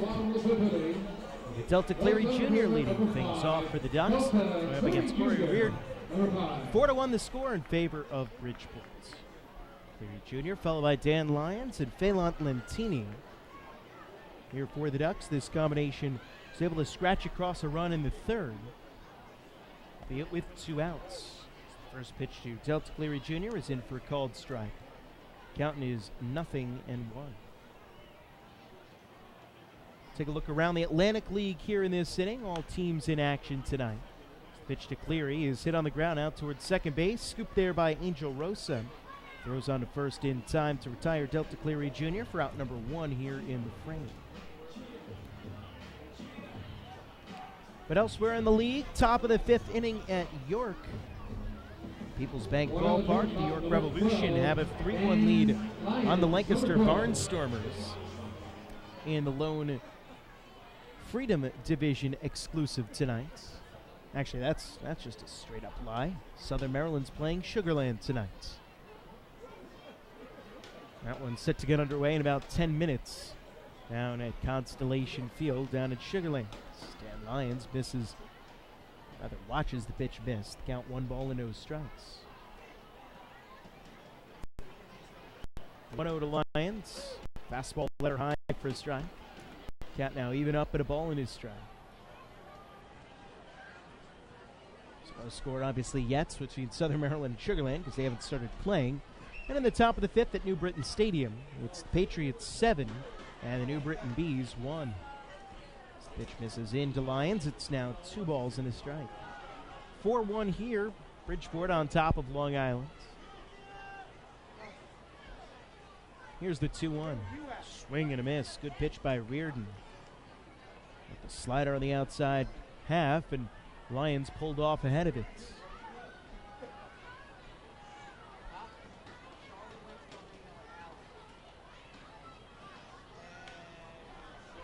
2-2 pitch, chopped up the middle, and that'll get through in a base hit into center field for Dan Lyons.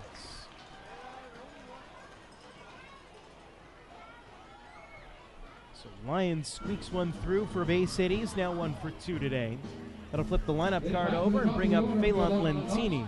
With right fielder number 24, Phelan Lentini, number 24. Lentini 1 for 2 today. He doubled down the right field line.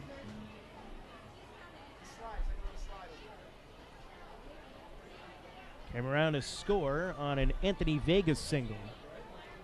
Apologize for the music coming in a little bit hot tonight.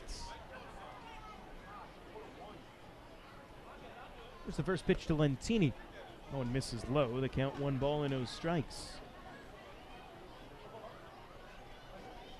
4-1 Bridgeport. They've got their 4 runs on 7 hits and have not committed an error. The Ducks a run on 5 hits. They have committed 1 error. Here's the pitch to Lentini. Swinging a chopper to third base. Backhanded by Cuevas. It pops out of his glove. And he'll just put it in his back pocket as Phelan Lentini heads on down to first with what will be called an infield single. That'll be Lentini's second hit of the game, and they'll bring up Anthony Vega. Number 11, Anthony Vega, number 11.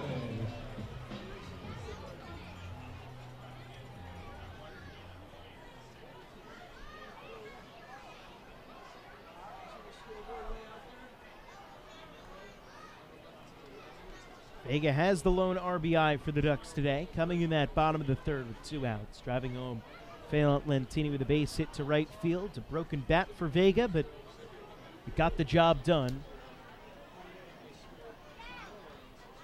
First pitch on the way, misses low. The count 1 ball and no strikes. It was just the 4th run batted into the season for Vega, but again, he's been working with just abbreviated playing time since not starting the season playing with the Ducks and being signed a couple of weeks into the year. In fact, today marks Vega's just 14th game played of the year. Pitch on misses low, and the count now 2-0. And yet, despite that, Vega still leads the team in triples, 2. And both of those in the same game back on Heart Health Night here at Bethpage Ballpark. The most unlikely triple of the year, I think that one's going to belong to Alex Berg. His first triple since 2014, a couple of nights later. 2-0 pitch to Vegas on the inside corner for a strike. It's now 2-1. The triple's really a great play. And look, don't get me wrong, I like home runs just as much as the next guy. Love good around the horn double play, but the triple's great, and I'll explain why. 2-1 pitch to Vega. That one misses low, and the count now 3-1. It's because it's the only play in baseball where everybody is always moving. Everyone's going somewhere, doing something, and it just, all that motion, all that energy, it's really pretty to see. And then just to see a guy speed around the bases, getting close to that second base bag, and he's just got 3 on his mind, cuts the corner and heads for third. 3-1 misses low to Vega. That'll be ball 4. Walks are good too. I like those. That loads the bases for Elmer Reyes. Big trouble situation here for Corey Reardon. See if this prompts a visit to the mound, and it will. And this is Luis Rodriguez, not pitching coach Rich Garces, heading out to the mound for Bridgeport, but either the manager Rodriguez.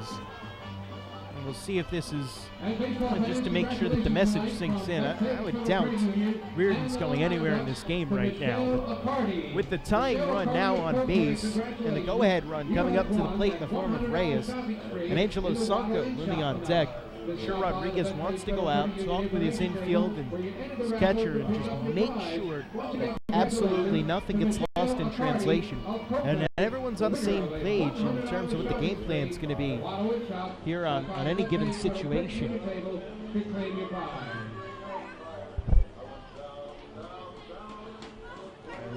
As that meeting was going on, this will be the first charge timeout for Bridgeport.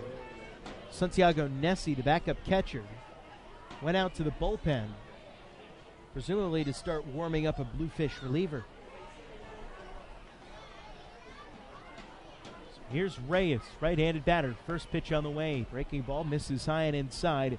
The count 1 ball and no strikes. By the way, for those who are wondering, with the bases loaded this season, the Ducks hitting just 133 and do not have a grand slam yet. Some 30 at-bats. Pitch to Reyes is in for a strike. The count now even up at 1-1.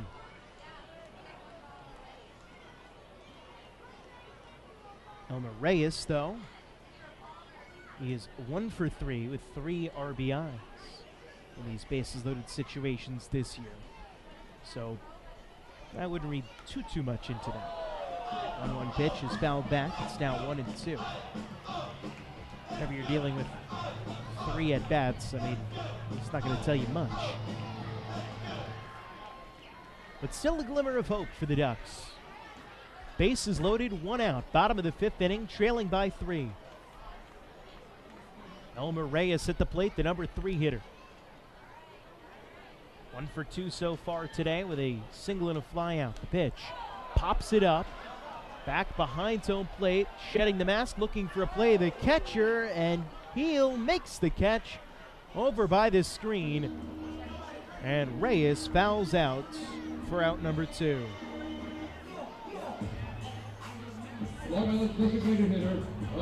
That'll bring up Angelo Sanco. Now with 2 outs and the bases loaded, Sanco trying to break through. Dan Lyon stands at third base, Phelan Lentini at second, and Anthony Vega at first. It's 4-1 in favor of Bridgeport, but Angelo Sanco, the team's leading run producer at the plate, trying to change that. Sanco, a left-handed batter, has got the pants rolled up just below the knees, exposing the long black socks. As timeout is called here by Jose Heel, the catcher, right before Reardon was getting set to break from the belts. Corey Reardon, 6'4", 200-pounder.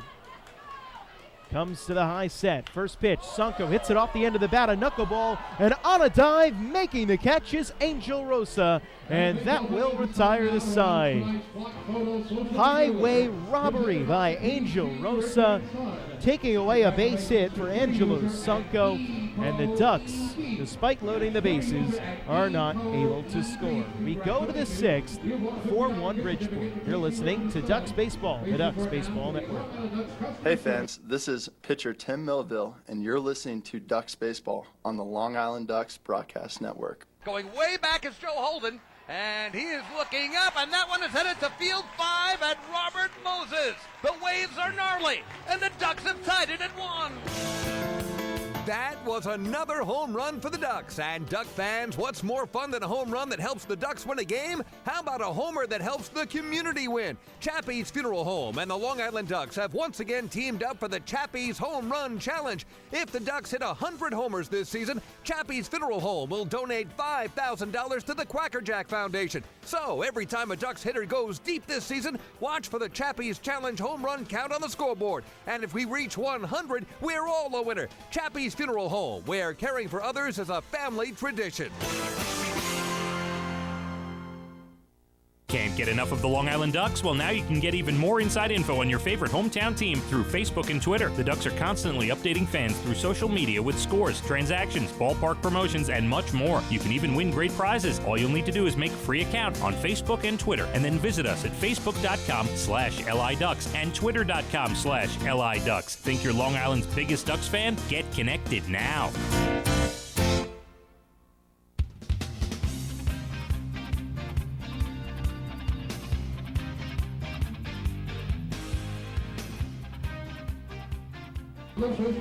Follow along all season long as the Long Island Ducks try and meet the Chappie's Home Run Challenge. If the Ducks hit 100 home runs, Chappie's Funeral Homes will donate $5,000 to the Quacker Jack Foundation. Chappie's Funeral Homes, where caring for others is our family tradition. Go to the top of the sixth inning at Bethpage Ballpark. The score 4-1 in favor of Bridgeport Bluefish. Jose Heel will lead things off for Bridgeport, followed by Daniel Fields and Jonathan Galvez. That'll be 5, 6, and 7 in the Bridgeport lineup. Up against John Brownell, who settled in nicely and has retired the last 8 batters to face him. First pitch on the way, breaking ball in the outside corner for a called strike to Heel, and the count is 0-1. Heel's 2 for 2 in the game today, a pair of singles. Runs scored, an RBI. Came into the game hitting .311 on the season. Now the 0-1. Swung on and lined into center field. Delta Cleary Jr. moving over, but he's not going to be able to get there as it falls in front of him for a base hit. So Heel lines a single to center and keeps his perfect day alive. Now 3 for 3 against Brownell. That'll bring up Daniel Fields, the left fielder. 4-1 Bridgeport, no outs here in the top of the sixth inning. Unofficially, John Brownell at 75 pitches on the night. Pretty impressive considering he had a 22-pitch inning in the second and a 20-pitch inning in the third. Fields, a left-handed batter. First pitch on the way. This is outside. The count 1 no strikes. So Brownell trying to keep the momentum going here after his streak of 8 in a row retired comes to an end.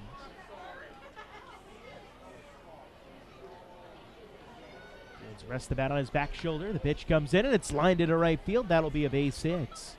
Laid on a triplicate of hops by Phelan Lentini. Driven back to the infield as Jose Heel stops at second. It's back-to-back base knocks for Bridgeport to start things off here in the sixth. That'll bring up Jonathan Galvez. Runners on first and second and nobody out. Kind of a familiar situation for Bridgeport in this game. Had runners on first and second, nobody out in the second, scored 2 runs. Had runners on first and third with nobody out in the third inning, scored 2 runs. Now runners on first and second with nobody out here in the top of the sixth. Brownell trying to avoid them scoring any more runs. The first pitch on the way is a called strike to Jonathan Galvez. Got 0-1. Galvez 0 for 2. Struck out swinging and hit into a 5-4-3 double play. Brownell will gladly take either of those 2 results here. Pitch. Called strike in the outside corner. It's now 0-2 to Galvez. Heel at second, has a little bit of wheels for a catcher. 3 steals on the season. Daniel Fields at first. Average speed. 0-2. Sort of foul ball back at home plate. Might have caught a piece of Galvez in the batter's box as it rolls to the backstop. We'll do it again at 0-2. Top 6, 4-1 Bridgeport as we play here at Bethpage Ballpark. Now, the entire field in shadows. The lights have been on for a little while, starting to take some effect on the field below. Pitch. This is high and outside. It's now 1-2. Nobody out. Top 6. And see the party lights down in the Smokin' Owl's Beer Garden and Party Deck, creating a festive atmosphere down the left field line. The 1-2 pitch is on the inside corner. Strike 3 called. Jonathan Galvez rung up by home plate umpire Warren Nicholson, and he had some words for him on the way back to the dugouts. Just the third strikeout of the night for John Brownell. Right fielder number 13, Osby Really a good Guillen. bet to be a decent strikeout pitcher, but doesn't have the K-pitch working, but still able to get some outs. Has given up 9 hits, though. We'll bring up Osby Guillen. Guillen, a left-handed batter. It's the righty tossing Brownell. Takes a look back at second. Fires the first pitch. Swinging a ground ball hit to the left side. Played on the backhand by Lyons to second for 1. The relay to first. Got him. Double play. Dan Lyons with a spectacular play and a great turn by Elmer Reyes to end the inning in style. 6-4 to 3. We go to the bottom of the 6th. It's 4-1 Bridgeport. You're listening to the Long Island Ducks Baseball Network. Hey fans, this is infielder Mark Krause, and you're listening to Ducks Baseball on the Long Island Ducks Broadcast Network. Oh, I love it! The color of my new Nicolot patio is so vibrant. It's unlike anything I've ever seen. You're welcome. I'm just going to go finish that Nicolot walkway now. Make your pavers vivid Nicolot pavers. The best looking, most vibrant pavers with the most three color blends in the industry. Featuring Nicolot's exclusive paver shield and color blending technology. With color throughout and guaranteed not to fade. Live life in color with Nicolot. Visit Nicolot.com. Pave your way. Have your birthday at the ballpark this season and celebrate with the flock. Kona Ice birthday party packages with the Long Island Ducks are now available. Each package includes 10 box seats, a commemorative birthday t-shirt and autographed baseball, a pizza and Kona Ice party in the Hebrew National Picnic area, and so much more. Best of all, the birthday child will stand on the dugout while the entire crowd sings happy birthday. Reserve your party today by calling the group sales department at 631-940-3825. Kona Ice birthday parties with the Long Island Ducks, a once-in-a-lifetime experience.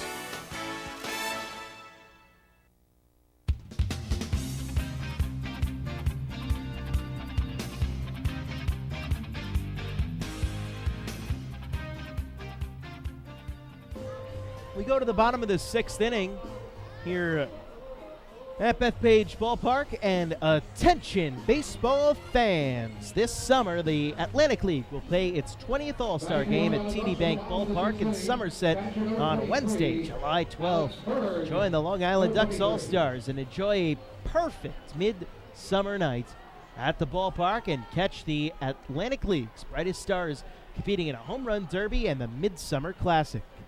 First pitch on the way to Alex Berg is on the outside corner for a called strike. Count is 0-1 to Berg, who's 0 for 2 today, with Mark Krause on deck, followed by Giovanni Alfonso here in this bottom of the 6th inning. Pitch from Corey Reardon. This is low. Count now even up at 1-1 to Berg. But back to that All-Star game. There's going to be a Revolutionary War theme, giveaways, collectibles, your favorite ballpark food, and post-game fireworks show that will light up the sky with all the fun brought to you by some very special sponsors. 1 is in for a called strike to Berg. It's now 1-2. And that would be Robert Wood Johnson, Barnabas Health, and Horizon Blue Cross Blue Shield of New Jersey. Get your tickets today at SomersetPatriots.com.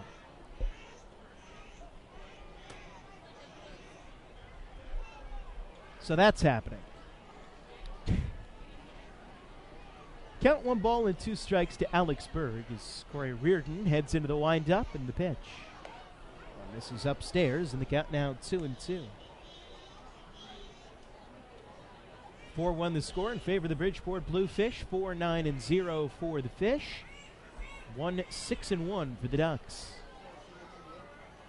Reardon winds and fires. Here's the 2-2. Late swing and a miss, and Berg goes down on strikes, and he has struck out now for the 3rd time tonight. Just the 4th strikeout of the game for Corey Reardon. Alex Berg has just not been able to figure out the Bridgeport righty in this game. So that'll bring up Mark Krause. 1 for 2 with a fly out to deep left field. And a single in his 2 trips to the plate tonight. Reardon winds and fires the first pitch, and Krause fouls it off the catcher, Jose Heel, and all the way to the backstop. And I think Hill might have caught that one right on the shoulder as it made its way back. and had to smart a little bit, even on a warmer night like this. Not nothing in one to Kraus. I do have to say, it finally feels like spring / early summer is here. Just went right from winter to summer this year. There was no spring. The one pitch misses inside to Kraus. It's now 1-1. I don't like that. I like there to be a rhythmic flow of the seasons. 1-1 pitch. Hit off the end of the bat into left field. It's skied high for Daniel Fields, who comes in underneath and makes the catch for out number 2. Setting up Giovanni Alfonso here in the bottom of the 6th inning with the Bridgeport Bluefish leading the Long Island Ducks by a 4-1 ledger. Nobody on base for Alfonso with 2 outs. Alfonso 0 for 2 today, fouled out to first base, then grounded out to second in his 2 trips. First pitch away from Corey Reardon. He swings at it and grounds it through the left side and into left field for a base hit. So Giovanni Alfonso comes through with a 2-out base knock. The leading hitter on the team now has an 8-game hitting streak going for him, which he extended right there with that base hit. Coming up, Delta Cleary Jr. So for 2 with a pair of groundouts in this game, trying to scratch together perhaps another 2-out rally for Long Island. They scored their 1 run of this game. That was back in the bottom of the 3rd inning as part of a 2-out rally. A double from Phelan Lentini, a single from Anthony Vega. Pitch to Delta Cleary Jr. He pulls out in front of it and swings and misses. And the count's 0-1. Here the Ducks looking for, well, first a single from Alfonso, and then, well, we'll see. Cleary and then Dan Lyons on deck should we get that far. The 0-1 swung on a miss by Cleary at the pitch down in the dirt. Count now 0-2.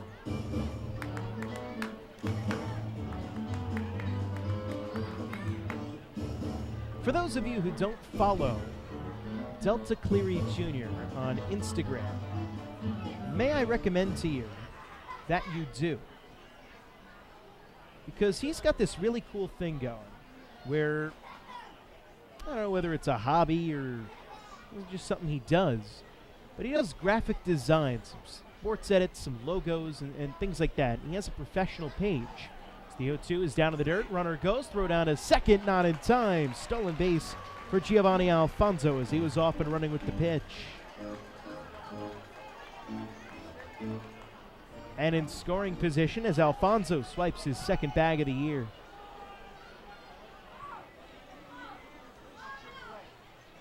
And in scoring position for Cleary and a base hit. Cuts the deficit to 2 potentially. But yeah, if you go to Instagram and you follow at Delta Junior Design, DeltaJRDesign, all lowercase, all one word. You'll see Delta Cleary Jr. in some of his designs that he's done, and they're actually, a lot of them are quite good. A lot of them of Ducks players. As the 1-2 misses low, it's now 2-2. Just looking at his page right now, he's got one of John Brownell celebrating his 50th victory with the Ducks. One of Alex Berg. There's a Dennis O'Grady, Patrick Kreider. It's really cool stuff that Delta Cleary Jr. is doing. Outside of the diamonds. 2-2 pitch hit on the ground towards second. Rosa Fields and sidearms to first, and that will do it here in the 6th inning. No runs for the Ducks on 1 hit, no errors, and they leave a man on base. We go to the 7th. It's 4-1 Bridgeport. You're listening to Ducks Baseball on the Long Island Ducks Broadcast Network. Hey fans, this is pitcher Tyler Wilson, and you're listening to Ducks Baseball on the Long Island Ducks Broadcast Network. M&V Limousines is the official bus company of the Long Island Ducks. Family owned and operated, they've been in the business for over 24 years. M&V Limousines offers coach buses with Wi-Fi and restrooms, party buses, exotic limousines, and also recently acquired Hampton Luxury Liner with regular service from New York City to the Hamptons. They also offer a variety of vineyard tour options. Whether you're looking for transportation for weddings, proms, corporate outings, or long-distance trips, they've got the right vehicle for you. Visit their showroom in Comac or check them out online at mvlimo.com. M&V Limousines and Hampton Luxury Liner, the official bus company of the Long Island Ducks. Family fun every time. Beautiful evening for baseball. Big action every time. He reaches up, it's gone!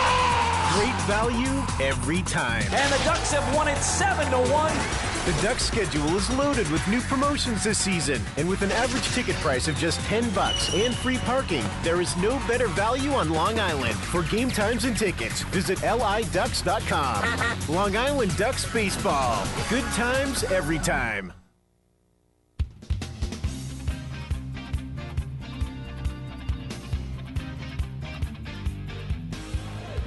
We go to the top of the 7th inning here at Bethpage Ballpark, and fans, don't forget to stop by the Waddle Inn shop on your next visit to the Duck Pond, where exclusive, hard-to-find Ducks memorabilia is now on sale.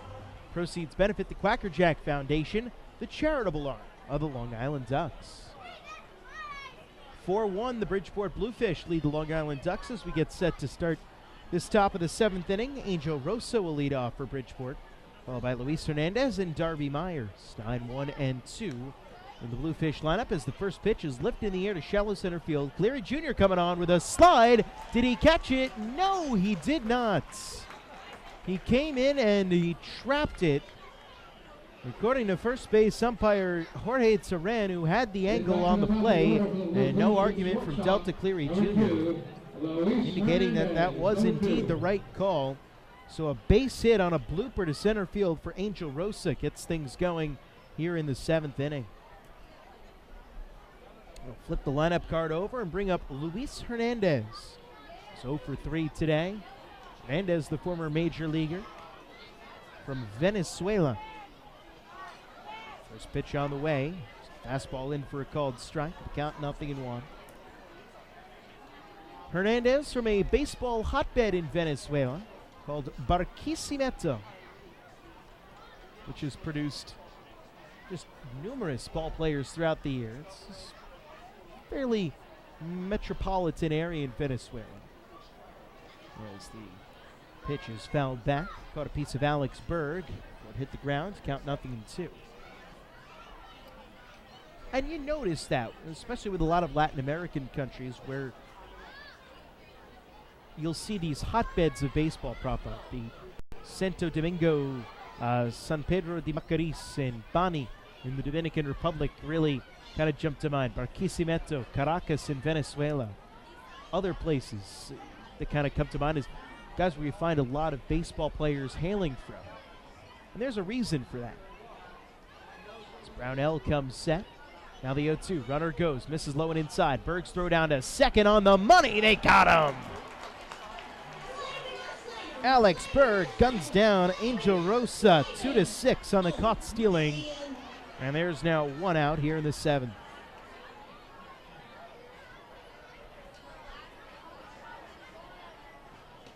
the pitch was low for a ball. But now 1 out and the base is empty. Hernandez up at the dish. 4-1 Bridgeport leading here in the top of the 7th. Brownell winds and fires the 1-2 pitch. Line down the left field line, and that one's going to get down for extra bases and rattle out into the corner. It's picked out of there by Anthony Vegas. Cruising into second with an easy stand-up double is Luis Hernandez. Now that caught stealing looms ever so large because that just took a run off the board for Bridgeport, as Rosa would have easily have scored on that double. I'll bring up Darby Myers. Like we were saying, there's a reason why certain locales become these baseball hotbeds. It's not necessarily because that's where all the talented baseball players are from. But a lot of it has to do with, especially, maybe 10, 15 years ago, even going back further, where the scouts go. This timeout called here by Darby Myers. Scouts will only go to a certain number of area for financial reasons, for travel safety reasons. You don't want to stray too far off the beaten path in a foreign country. First pitch to Myers, misses high and outside. The count 1-0 strikes. So what you see is you see them really only scouting for talent in certain areas in the country where they know the geography, And they're usually the bigger, more metropolitan areas. So the 1-0 pitch is fouled off by Myers. Count now even up at 1-1. And you might say that doesn't seem very fair. What if you're a very good baseball player and you're not from one of these areas? Well, you find a way to get there is kind of the short answer. And you get yourself seen. It's kind of what happened with Pedro Martinez. Wasn't from a big area in the Dominican Republic, but because of his brother Ramon, was able to get himself seen. Made his way up through the Dodgers development camp in the Dominican. That's the 1-1. This is low and outside. Count now 2-1 to Myers. For some reason,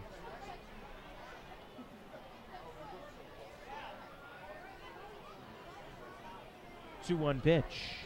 This is low, and the count now 3 balls and a strike.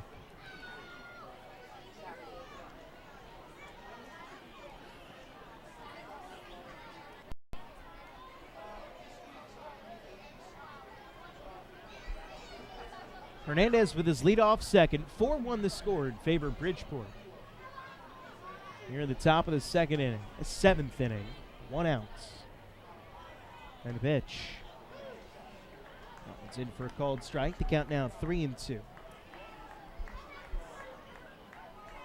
Darnell's worked around some trouble at times today. Think about what he was able to do in just the 6th inning. Brownell is set, and now the 3-2 pitch.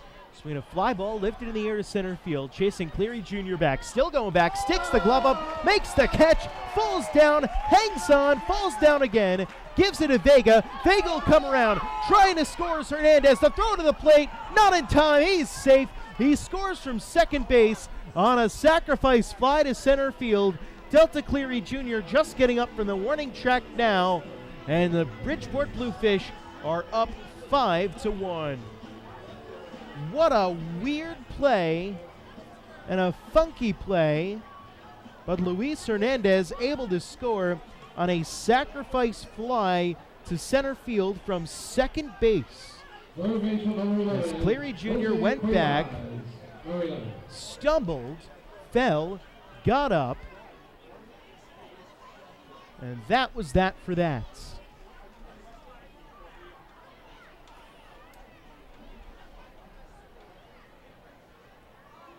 That'll bring up Jose Cuevas as the first pitch misses low and outside. The count 1 ball and no strikes.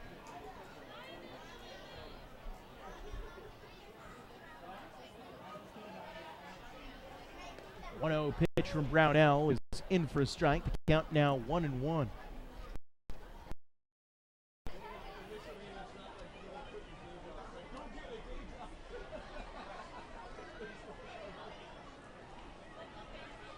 Brownell's 1-1. This is low and inside. It's now 2 balls and a strike. Apologize for some of the freezing going on in the score bug right now, getting those technical difficulties worked out as we speak. Now the 2-1 pitch. Owned in the air out towards right field, settling under it, Phelant Lentini, and he will make the catch to retire this side. But the Ducks score, the Bluefish score a run on 2 hits of funky sacrifice fly, and nobody is left on base. We go to the bottom of the 7th right after this presentation of God Bless America. It's 5-1. In the singing of God Bless America.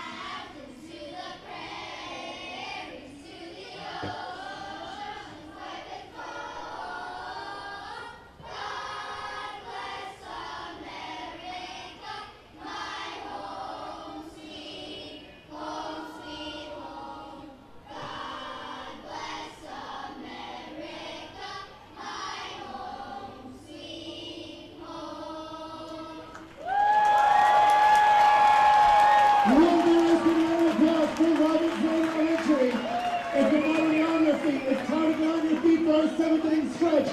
Let's all reach to the sky and go, whoa!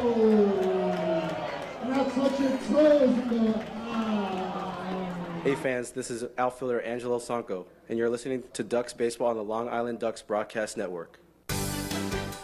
Long Island's Ford Giant is celebrating its 60th year anniversary. Stop by Sayville Ford to check out their state-of-the-art showroom featuring enclosed service drives, luxurious customer lounge, and a larger selection to choose from. Get giant savings on hundreds of new and used vehicles in stock. Sayville Ford's 60th anniversary celebration is going on now. Visit SayvilleFord.com or download the Sayville Ford app today to learn more about Sayville Ford's 60th anniversary savings. Call 631-589-4800 today.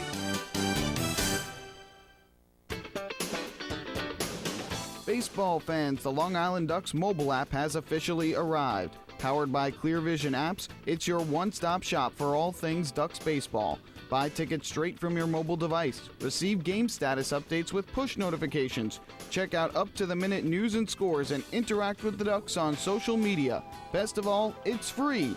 Download the Ducks mobile app today by visiting the App Store on your Apple-powered device or Google Play on your Android-powered device. The Long Island Ducks mobile app, with you wherever you flock to.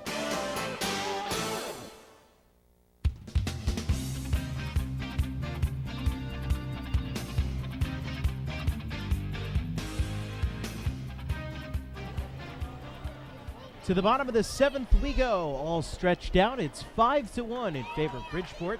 Stan Lyons leads things off against Corey Reardon. He delivers his 92nd pitch of the night, and it is in at the knees for a called strike. Count 0-1 to Lyons. It'll be Dan Lyons followed up in this inning by the top of the lineup, Phelan Lentini and Anthony Vega. Reardon winds and fires the 0-1. In for a called strike. Count quickly 0-2 to Lyons. Dan is 1 for 2 today. Single and a fly out to right field in his 2 trips. Reverse order. John Brownell at 98 pitches for the Ducks. We may have seen the last of him for the Knights. Chopped on the ground out towards shortstop. Throw to first is not in time. Off the bag came Jonathan Galvez. It would have been a close play at first base as they go ahead and give a clean single to Dan Lyons on the play. So an infield hit for Lyons goes for his second base knock of the game. The 8th overall for Long Island. Bridgeport's had 11 hits. It's been nothing but offense in this game for these two clubs. Though in terms of runs on the board, a little bit of a discrepancy. 5-1 in favor of Bridgeport. This game feels a little bit closer than that. The Ducks have had their chances, just haven't been able to cash in on them. I'll bring up Phelan Lentini. First pitch on the way, swinging a ground ball hit to third. Diving stop by Cuevas. He gets to his feet, throws to second. That'll be in time to get Dan Lyons. Lead runner out, but no relay will be made to first, so Lentini aboard on the fielder's choice. Third time that Lentini has been aboard today, as he reaches on the 5-4 fielder's choice. He's also doubled in an infield single. One gone here in the bottom of the 7th. That'll bring up Anthony Vega. Ducks will be home tomorrow night, Saturday, June 10th. Take on these very Bridgeport Bluefish, 6:35 p.m. first pitch. Fireworks spectacular after the game, one of 17 on the season. If you haven't come out yet, what are you waiting for? Get yourself to the ballpark tomorrow. First pitch to Anthony Vega is in for a called strike. Count 0-1. You can get your tickets several ways at the Bethpage Ballpark box office, the old-fashioned way. The new fashion way at liducks.com or via the Ducks mobile app. As Vega reaches and slaps one down the right field line. That's going to go for extra bases. Lentini getting the wave around third. Here comes the relay throw to the plate, and it is not in time. And heading to third is Anthony Vega. An RBI double for Pat Jogzone as he heads to third on the throw home. And it's now 5-2 in favor of Bridgeport.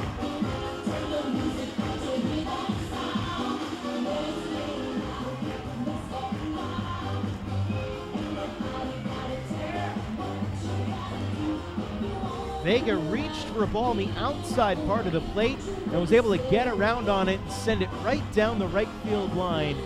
And then with great speed on first, Balon Lentini able to score. Great speed at the dish. Anthony Vega able to get to third. And here we are. Elmer Reyes at the plate with Vega 90 feet away with one out here in the bottom of the seventh. And all of a sudden we've got ourselves a 5-2 game as Bridgeport will bring the infield in. That's to the advantage of Reyes. It's the first pitch. Bends in at the knees for a strike. Count 0-1. Now the fourth time through the lineup for the Ducks. Trying to keep this success going against Reardon. Single, a fielder's choice, and an RBI double. Gotten this inning on its way. This timeout called here as Reyes steps out and will dig back in. Medium depth in the right-handed batter's box. Waves the bat behind his head. The 0-1 pitch. Hit off the end of the bat into center field, falling fast, and coming in and making the diving catch is Darby Myers. Tagging at third and coming in to score is Anthony Vega. They'll appeal to third base. They say he didn't leave early.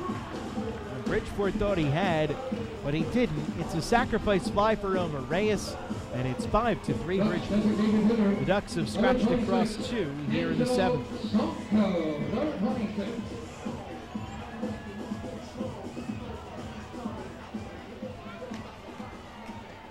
So the Ducks starting to show some life. Here in the bottom of the seventh, they've scratched across a couple of runs, but now 2 outs. And the base is empty. Bring up Angelo Sanco, the cleanup hitter. Home run does not tie the game here, obviously. The base is empty, down by 2. Sanco needing to just find his way on base. This pitch misses down low. The count 1 ball and no strikes.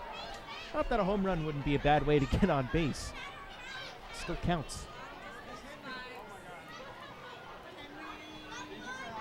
Here's the 1-0. Breaking ball on the outside corner for a strike, and it's now even up at 1-1.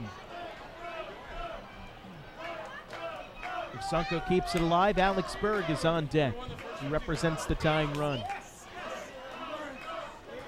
Line to the fire from Reardon. Swing and a miss by Sanco. A big hack, and he came up empty.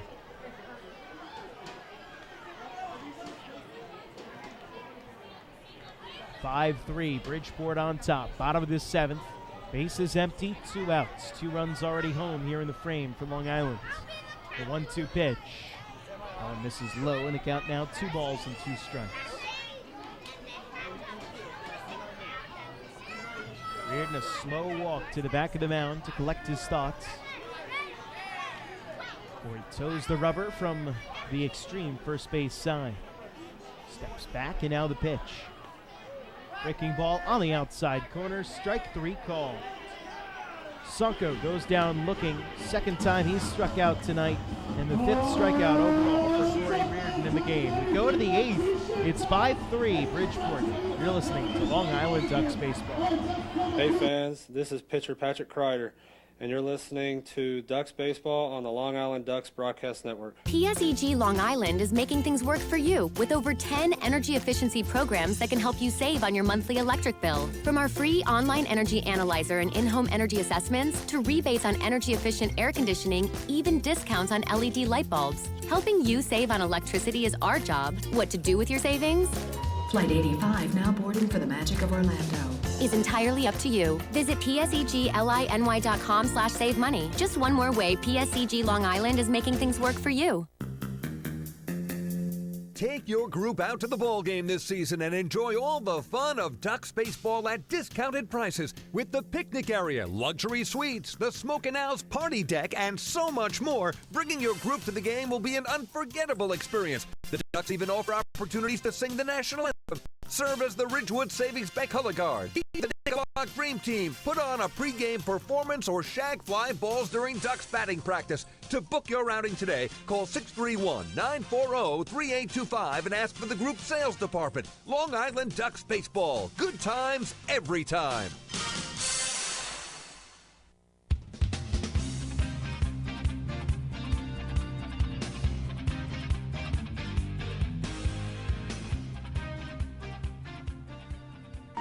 Well, we go to the top of the 8th inning here at Bethpage Ballpark. Joe Basile here with you.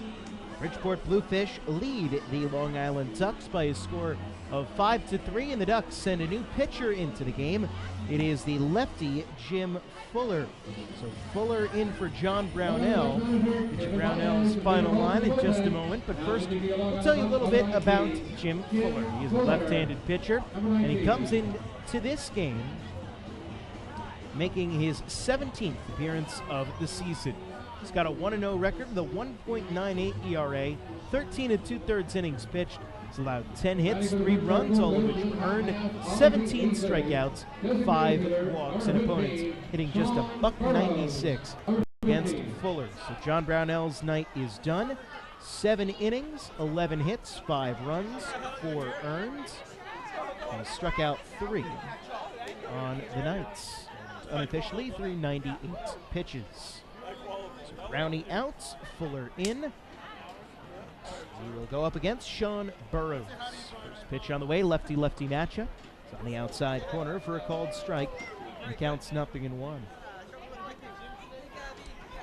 Against lefties this season, Fuller has had some decent success.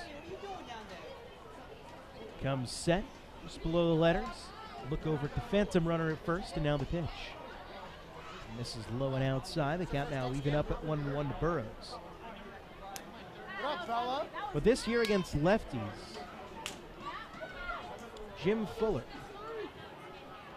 is holding them to just a .222 batting average. Meanwhile, against righties, he's been even better, 182 average. 1-1 misses low and outside. It's now 2-1. And for Fuller, I mean, you're always going to expect the guy to be better against the same-sided batters, and in the long run, I'm sure that's what it'll end up being at the end of the season for Fuller.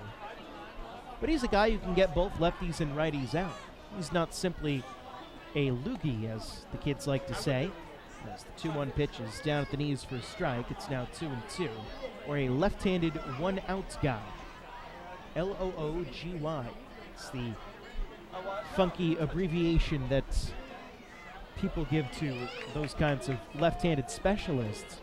That's not really Fuller. I mean, when he first came up through the minor leagues, he was a starter, but eventually got moved out to the bullpen after some injuries, and well, the stamina wasn't quite there afterwards. But heck, he was the South Atlantic League's Pitcher of the Year, the Savannah Sandnets, back in 2010 as a starting pitcher. So this is a guy who can get outs on both sides of the plate.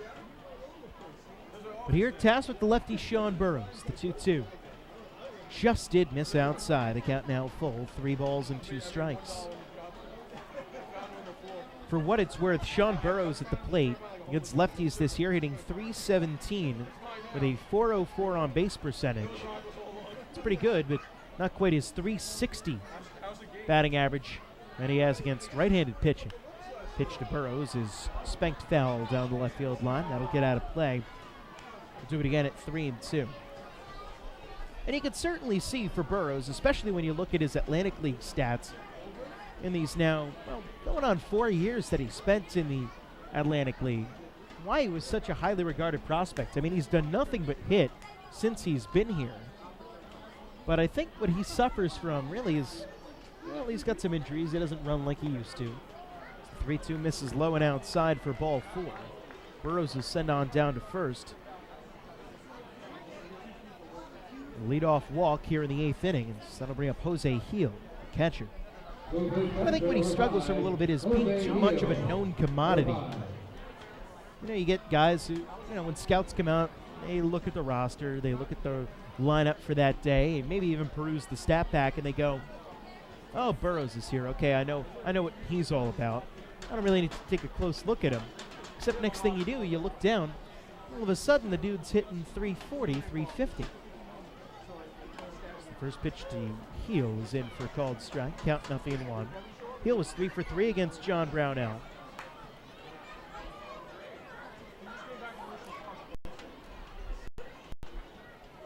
Five to 3 the score in favor of the Bridgeport Bluefish.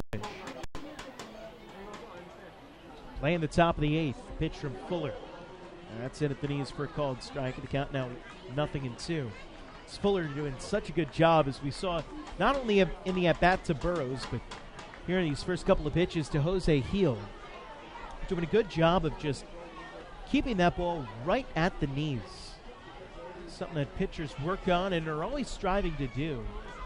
Fuller does it well. Here's the 0-2. Fought off the fists, foul down the right field line. That'll get out of play and into the stands. Do it again at 0-2.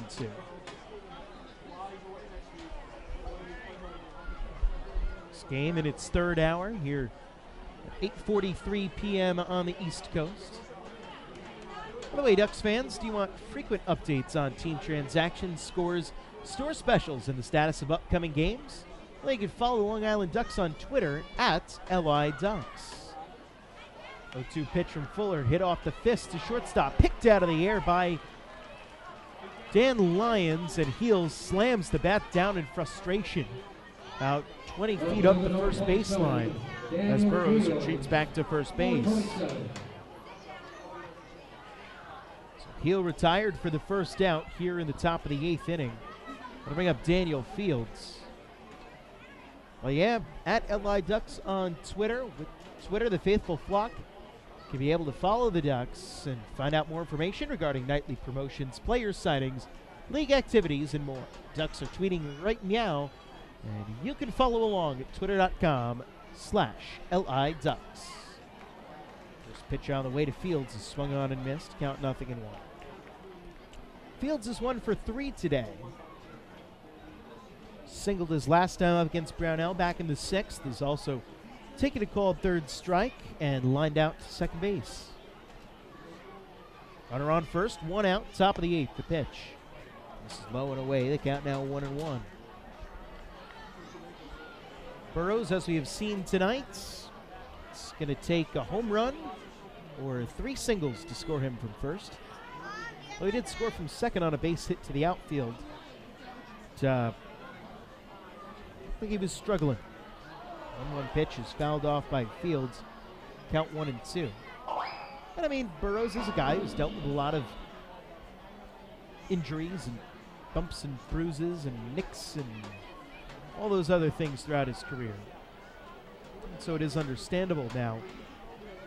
And as he is getting up there in age, now he's going to be 37 later this year.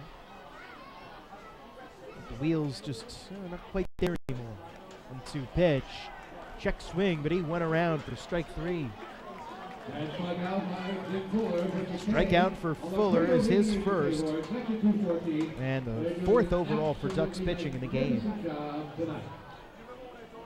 Bring up Jonathan Galvez, who struck out twice already. The Rose coming against John Brownell. Again, 7 innings, 11 hits, 5 runs, 4 earned. Didn't walk anybody, and struck out 3. 97 pitches officially, 67 were strikes. So that'll bring up Jonathan Galvez at the plate. As the first pitch from Jim Fuller is a fastball swung on and missed for a called strike. Count 0-1. Galvez 0 for 3, 2 strikeouts, and a double play.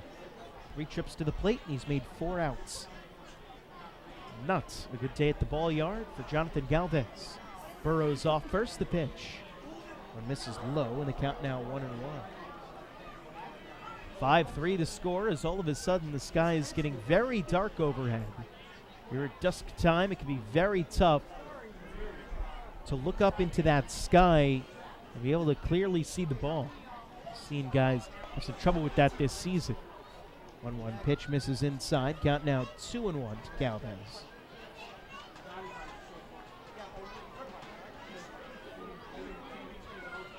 Galvez last year was second on the Bridgeport in home runs and walks, and tied for second in stolen bases. 3rd in runs batted in. It's his 3rd season with the Bluefish. 2-1 pitch swung on and fouled back in and out of the mitts of Alex Berg. Count evens up at 2 balls and 2 strikes.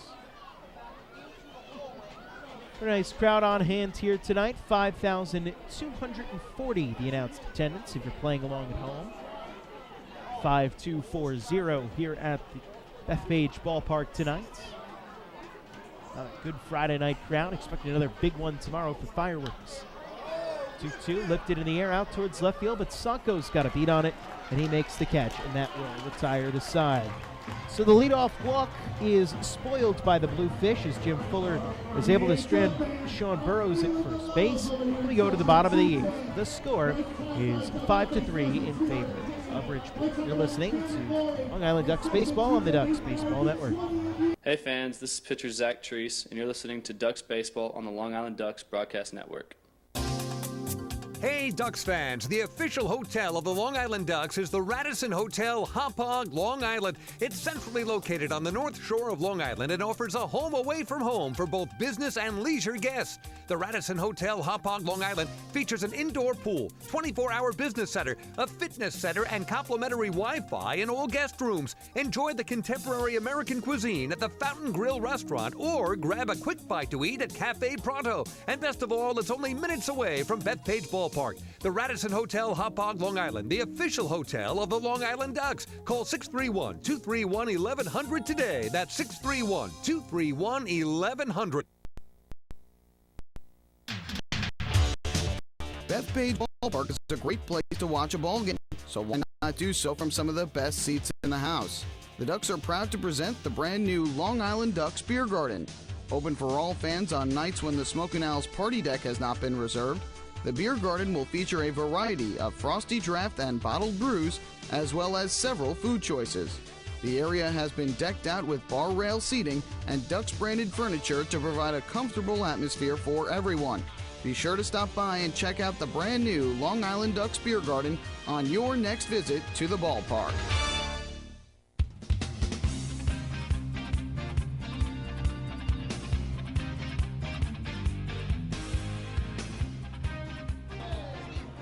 We go to the bottom of the 8th inning. New pitcher in the game for the Bridgeport Bluefish. It's the left-hander and former major leaguer Drake Britton on to try and protect a 5-3 lead. He relieves Corey Reardon, whose final line reads as follows. 7 innings pitched, 9 hits, 3 runs all earned. He also didn't walk anyone, just like John Brownell, and he struck out 5 in his 7 innings tonight. He'll face Alex Berg, Mark Krause, and Giovanni Alfonso here in the bottom of the 8th inning. Again, Bridgeport 5, Long Island 3. That's 5, 6, and 7 due up here for the Ducks. Fans really liking Alex Berg as the first pitch misses inside. The count is 1 ball and no strikes. Berg 0 for 3 tonight, trying to avoid the golden sombrero. So far, he's got 3 strikeouts. Britton, a lefty, on to face the righty-hitting Berg. 1-0 pitch, swung on and missed. Missed down and out of the strike zone, but Berg went chasing. Count now even up at 1-1. On the season, the lefty Britton. Get you his numbers here in just a minute.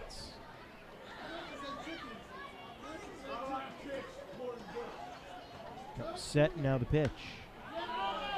Ground ball hit, nice play made by Galvez at first.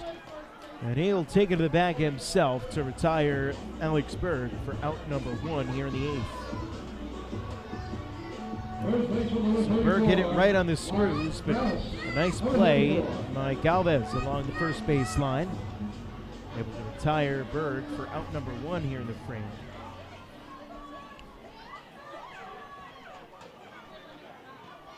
With those numbers on Drake Britton, this is now his 17th appearance. He's 2-1 on the year with a 1.98 ERA, 13 2/3 innings pitched, 12 hits, 10 strikeouts, 4 walks, 3 runs, all earned. Opponents hitting .240 against. First pitch on the way to Mark Krause is in for a called, rather is just a little high, I guess, for a ball. The count 1-0. Britton briefly spent time in 2013 to 2014 with the Boston Red Sox. It's the 1-0 pitch. This is upstairs. The count now 2 balls and no strikes.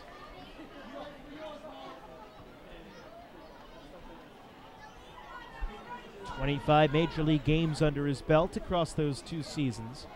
Filed a sub-3 ERA.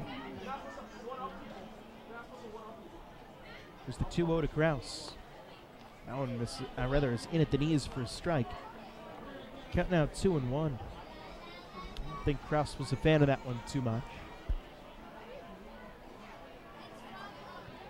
Britton 6'2", 215 out of Latana, Texas. Spent last year as a Toledo Mudhen. Pitch is golfed out towards right center field. This has got a chance to get out in the gap, but cutting across is Osni Guillen, and he sticks the glove up to make the catch for out number 2. Nice running catch for Osni Guillen. That'll bring up Giovanni Alfonso.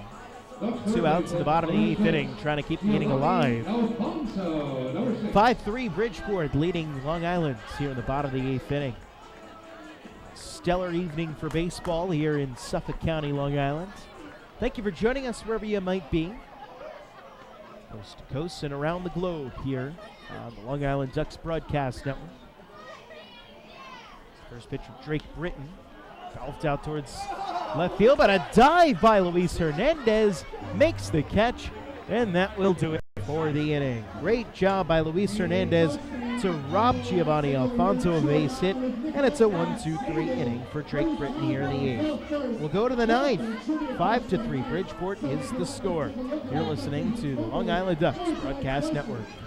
Hey fans, this is catcher Alex Berg, and you're listening to Ducks Baseball on the Long Island Ducks Broadcast Network. Going way back is Joe Holden, and he is looking up, and that one is headed to field 5 at Robert Moses. The waves are gnarly, and the Ducks have tied it at 1. That was another home run for the Ducks. And Duck fans, what's more fun than a home run that helps the Ducks win a game? How about a homer that helps the community win? Chappie's Funeral Home and the Long Island Ducks have once again teamed up for the Chappie's Home Run Challenge. If the Ducks hit 100 homers this season, Chappie's Funeral Home will donate $5,000 to the Quackerjack Foundation. So every time a Ducks hitter goes deep this season, watch for the Chappie's Challenge home run count on the scoreboard. And if we reach 100, we're all a winner. Chappie's Funeral Home, where caring for others is a family tradition. Can't get enough of the Long Island Ducks? Well, now you can get even more inside info on your favorite hometown team through Facebook and Twitter. The Ducks are constantly updating fans through social media with scores, transactions, ballpark promotions, and much more. You can even win great prizes. All you'll need to do is make a free account on Facebook and Twitter, and then visit us at facebook.com/LIDucks and twitter.com/LIDucks. Think you're Long Island's biggest Ducks fan? Get connected now.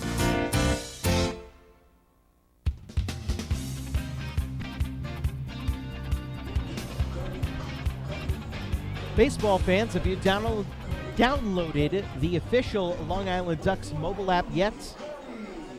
Powered by Clear Vision Apps, you can buy tickets and stay up to date on Long Island's hometown team right on your mobile device. Download the app today for free by visiting the App Store on your Apple-powered device or Google Play on your Android-powered device.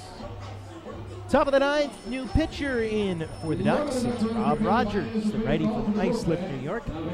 Comes into the game. He'll be the third Duck pitcher tonight. Face Osni Guillen, Angel Rosa, and Luis Hernandez. That is 8, 9, and 1 in the Bridgeport Bluefish lineup. Rogers in. He relieves Jim Fuller, who threw 20 pitches in his 1 inning of work tonight. Fuller didn't allow a hit, though he did walk 1, and he did record 1 strikeout. So Osni Guillen digs in. He's 1 for 3 today. Grounded into a double play, is also singled and driven in a run. He swings at the first pitch and hits it out towards second base. Reyes fields and fires to first in time to retire Guillen 4-3. Route number 1 here in the inning. Second baseman, number 7. So that got started about as good as it could have for Rob Rogers. 1 pitch and a broken back ground ball yields an out. As the Bridgeport Bluefish have a 5-3 lead over the Long Island Ducks here in the top of the 9th inning. Coming up, Angel Rosa. Rosa's 1 out of 3 today. Reached on an error and then later singled in the 7th inning before he was caught stealing. And that was a big play, not only at the time, but even in retrospect.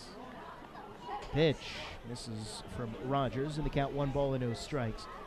Yeah, caught stealing, and then on the very next pitch, Luis Hernandez doubled down the left field line, and that would have been a run for Bridgeport. As the 1-0 pitch is fouled off at home plate. Cat now is even up at a ball in his strike. And then Hernandez later scored in that inning on a sacrifice fly to center field by Darby Myers. So instead of 2 runs in the inning, or perhaps even more, Bridgeport was only able to come away with 1. And instead of a 6-3 lead, or potentially more, it's just 5-3 as we play here in the top of the 9th. Rosa needs a little extra time to work out the kinks after taking that one off the left leg. He's got a shin guard that he places just on the inside of that left leg.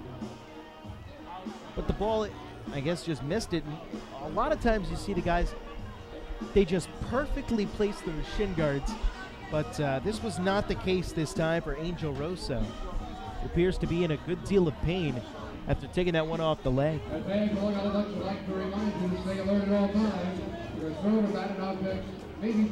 Also, what's incredible is there have been no walks yet, or rather just 1 walk in this game. There was Jim Fuller giving the leadoff walk in the 8th inning to Sean Burrows. But other than that, Ducks haven't walked at all. Bridgeport's walked just once. The way walks are up all throughout baseball, it's kind of surprising. Pitch is chopped on the ground to shortstop. Charging hard is Lyons, and he throws to first. Time to retire Rosa. It's out number 2 in the inning. I'll flip the lineup card over and bring up Luis Hernandez for a 5th time. Bridgeport, 5 runs on 11 hits and no errors. Long Island, 3 runs on 9 hits, and they committed 1 error. It was all the way back in the 2nd inning when Giovanni Alfonso botched what would have been an inning-ending ground ball. Allowed a run to come in to score. Kept the inning alive, albeit for just 1 more batter.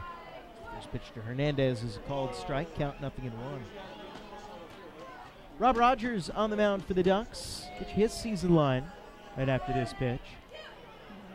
This is down in the dirt. Nice pick by Alex Berg on the backhand. Count now 1-1. Rogers comes in. He's been one of the more reliable relievers, making his 17th appearance of the year. 1-0 with a 3.38 ERA. 10 strikeouts, 10 walks, and 14 hits in 21 1/3 innings pitched. Hernandez chops it to third, fielded by Alfonso, the throw to first in time. And it's a 1-2-3 inning for Rob Rogers. 3 ground balls. That is his specialty. We go to the bottom of the 9th. The Ducks try and come back. They trail 5-3. You're listening to the Ducks Broadcast Network. Hey fans, this is pitcher David Artsma, and you're listening to Ducks Baseball on the Long Island Ducks Broadcast Network. Oh, I love it! The color of my new Nicolot patio is so vibrant. It's unlike anything I've ever seen. You're welcome. I'm just going to go finish that Nicolot walkway now. Make your pavers vivid Nicolot pavers. The best looking, most vibrant pavers with the most 3-color blends in the industry. Featuring Nicolot's exclusive paver shield and color blending technology. With color throughout and guaranteed not to fade. Live life in color with Nicolot. Visit Nicolot.com. Pave your way. Hey Ducks fans, stay up to date with Long Island's hometown team by visiting Quack of the Bat, the official blog of the Long Island Ducks. Quack of the Bat will bring Ducks fans beyond the headlines with in-depth feature articles, breaking news stories, game previews, post-game wrap-ups, and so much more. Interact with the team during the entire season through quotes directly from the players and coaches, as well as exclusive video clips and photos. Check out the blog today at quackofthebat.wordpress.com. Quack of the Bat, the official blog of the Long Island Ducks.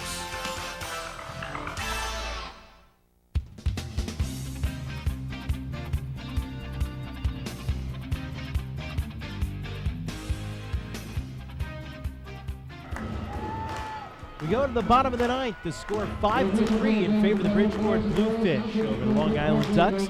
Joe Basile here with you at Bethpage Ballpark. New pitcher in the game for Bridgeport. It is their closer, right-hander and former major leaguer David Carpenter. Carpenter making his 24th appearance. That leads the team. He's got a 1-1 record with a 0.84 ERA. His 18 saves also lead the Atlantic League. 21 1/3 innings pitched for Carpenter, 26 strikeouts against just 6 walks.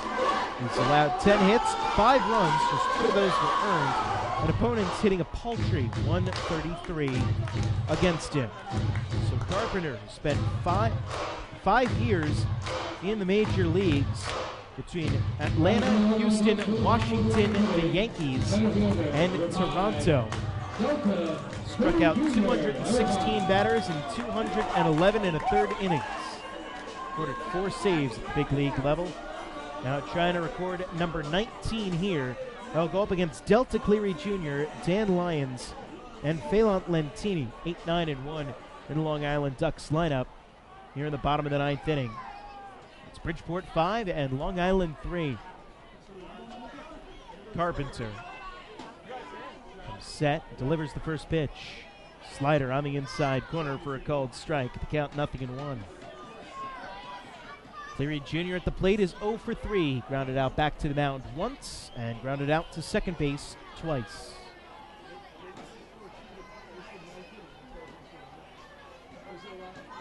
So made a couple of doozy catches in center field. The 0-1 pitch misses inside, almost hit him. But Cleary able to spin out of the way of the pitch before it did, and the count now even up at 1-1.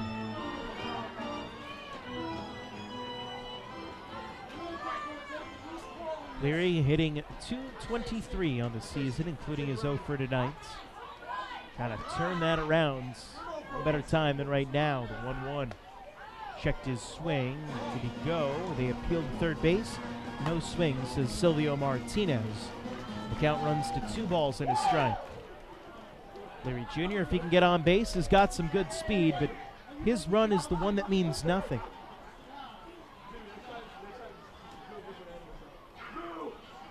2-1 pitch. Swing a ground ball wide of the bag at first base and down the right field line. Count even up at 2-2. Ducks have been cooking up some magic here at home lately after the slow starts.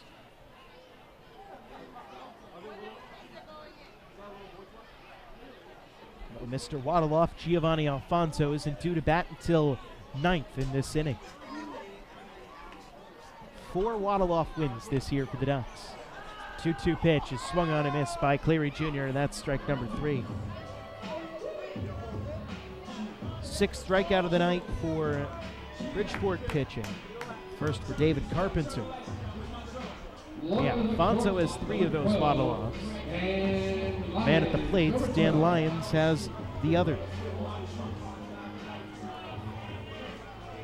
Here, Lyons will just have to try and get himself on base any way he can. 1 gone, bottom of the 9th inning, 5-3, Bridgeport on top. Lyons rests the bat on his back shoulders. He awaits the pitch from David Carpenter. Fastball misses inside. The count 1 ball and no strikes. Lyons 2 for 3 today. 2 singles, one of them of the infield variety, and also a fly out to right field.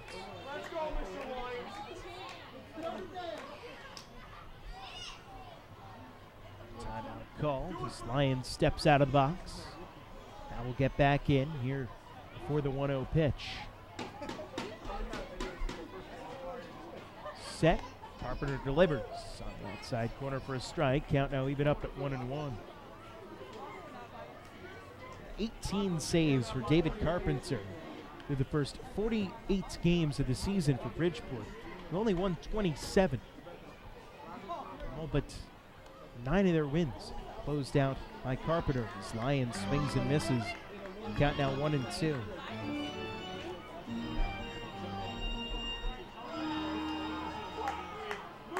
Should the 5-3 score stand, Corey Reardon stands to be the winning pitcher. John Brownell stands to lose for the first time this season as the 1-2 misses way outside, goes off the glove of the catcher, Jose Heel, all the way to the backstop. Count now 2-2.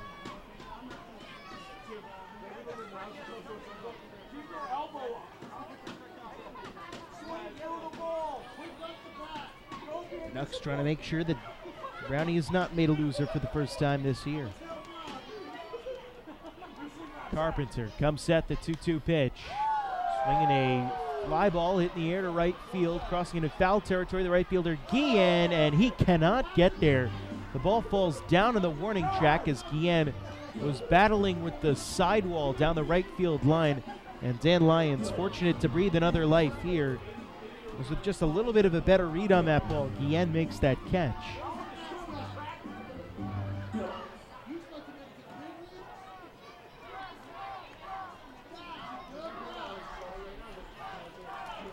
Two balls and 2 strikes. The bag's empty. 1 out in the bottom of the 9th inning. Carpenter to the high set at 2-2. Swinging a ground ball to third base, over the bag, and a fair ball down the left field line. Lyons turns first. He's heading for second. Fields sneaks it out in the corner. He'll throw it into third. It is a one-out double for Dan Lyons, and that gets the rally going here in the bottom of the 9th.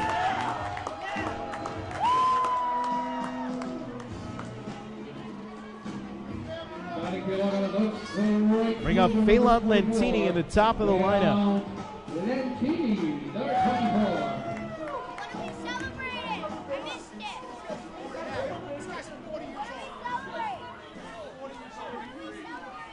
So here's Carpenter. On the season, again, has been nearly blemishless. Now the Ducks trying to add a blemish, or 2 or 3 here at the bottom of the 9th. Here's the first pitch to Phelan Lentini. On the inside corner for a strike. It's 0-1. Lentini taking a strike here, down by 2 in the 9th. Well, he wishes he wasn't. That was a fat breaking ball. It caught a good chunk of the inside half of the plate. Count 0-1 though. As Carpenter comes set. The 0-1. So the line drive it up towards shortstop. Played on a hop by Hernandez. He'll throw to first. That'll be in time to get Lentini. That'll bring up Anthony Vega, who's had the big bat in the lineup for the Ducks tonight. 5-3, and Anthony Vega digging in as the last hope for the Long Island Ducks, now down to their final out tonight. Vega, though, with 2 hits and 2 RBIs today. A single that brought home Phelan Lentini in the 3rd, and a double that brought home Phelan Lentini in the 7th. This time, a base knock might bring home Dan Lyons here in the 9th. He's also scored a run and drawn a walk today. Very full day for Anthony Vega at the dish. First pitch on the way to the former Manhattan Jaspers. Swung on and fouled off down the left field line. The count 0-1. Lyons on contact with 2 outs. He'll have to head back to the second base bag.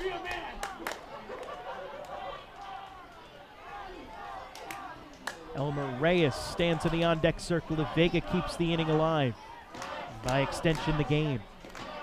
Pitch as Bridgeport guards the lines. Fouled off down the left field line. The count now 0-2, and the Ducks are down to their final strike in this game. 5 runs, 11 hits, no errors for the Bridgeport Bluefish. For the Long Island Ducks, 3 runs on 10 hits, 1 error.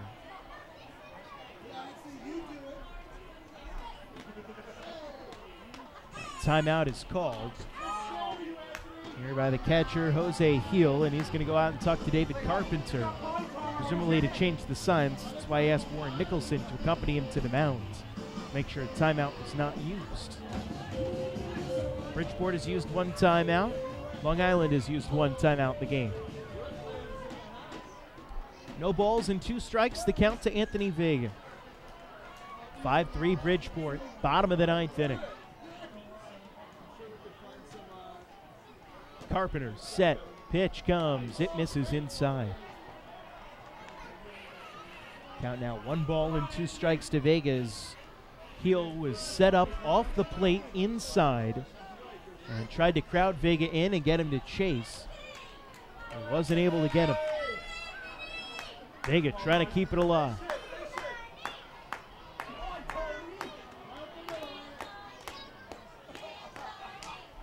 Here's the 1-2. Down in the dirt. Nice block by Heel. Now 2 balls and 2 strikes to Vega.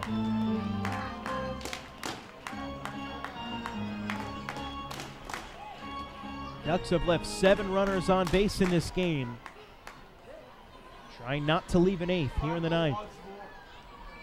Perhaps even a waddle off with one. That's going to take a little more work against David Carpenter. Arguably been the best reliever all season long in the Atlantic League, let alone on this Bluefish roster. Vega awaits the 2-2. Swing a line drive into center field, falling fast. That'll get down for a base hit. Rounding third and coming home is Dan Lyons. He will score standing up without a throw. It's an RBI single for Anthony Vega, and the Ducks aren't done yet. It's now 5-4 in favor of the Bluefish. Anthony Vega down 0-2 in the count, fighting back and lacing an RBI single into center field to get the Ducks within 1. That'll bring up Elmer Reyes with Anthony Vega on first. And remember, Vega runs very well, but I mean, in this situation, it would be surprising to see him go, to say the least.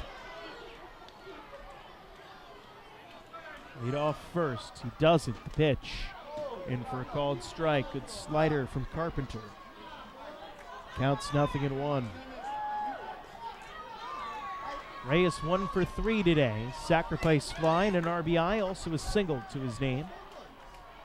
The RBI was his 18th of the season. Does have 1 home run. That would end it.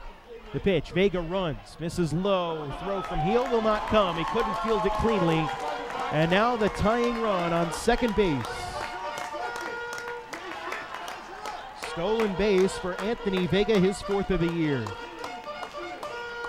A calculated risk that pays off for the Ducks.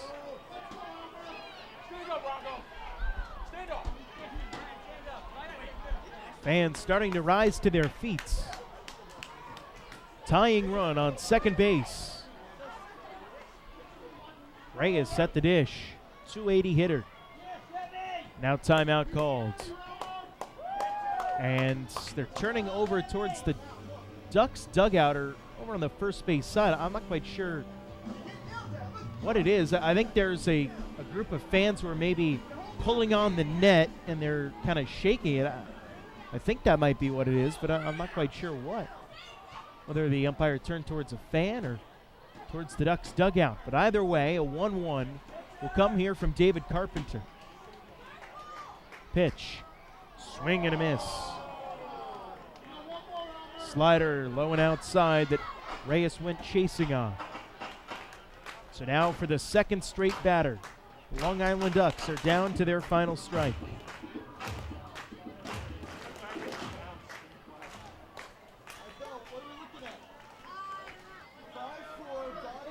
One ball, 2 strikes, 2 outs. Tying run on second in the form of Anthony Vega.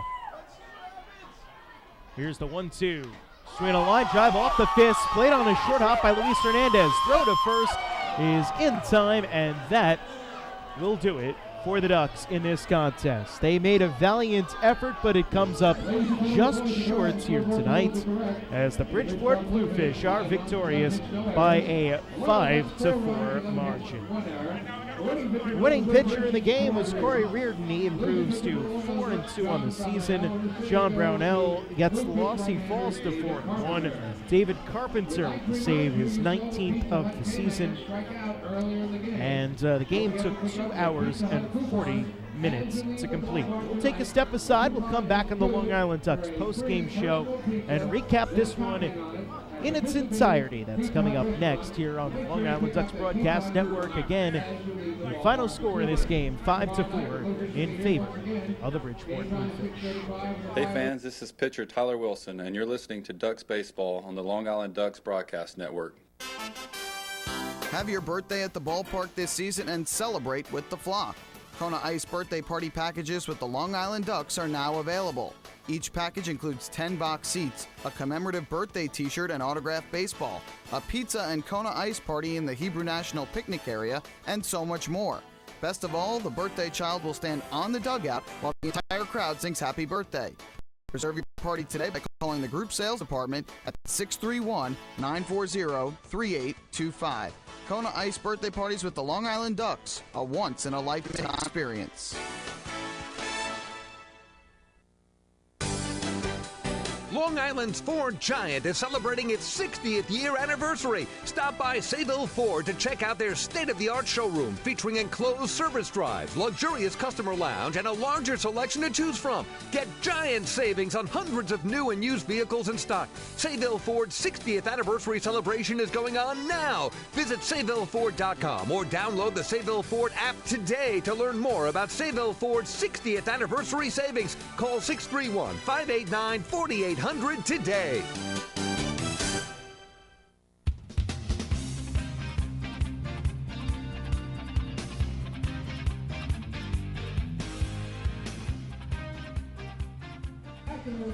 I welcome you back to the Long Island Ducks post-game show. Final score here tonight. It was the Bridgeport Bluefish 5 and the Long Island Ducks 4. Each team scratched across 11 hits, but it was the Ducks who committed an error, and wouldn't you know it, that unearned run ends up being the difference in this game in favor of the Bluefish. Well, this game got started off innocently enough back in the first inning when John Brownell set the Bridgeport Bluefish down 1-2-3 in the opening frame. But things from there kept right where they were as Corey Reardon got things going in the bottom of the first by retiring the first two batters he faced. Then he worked around a two-out single by Elmer Reyes to keep the Ducks off the board.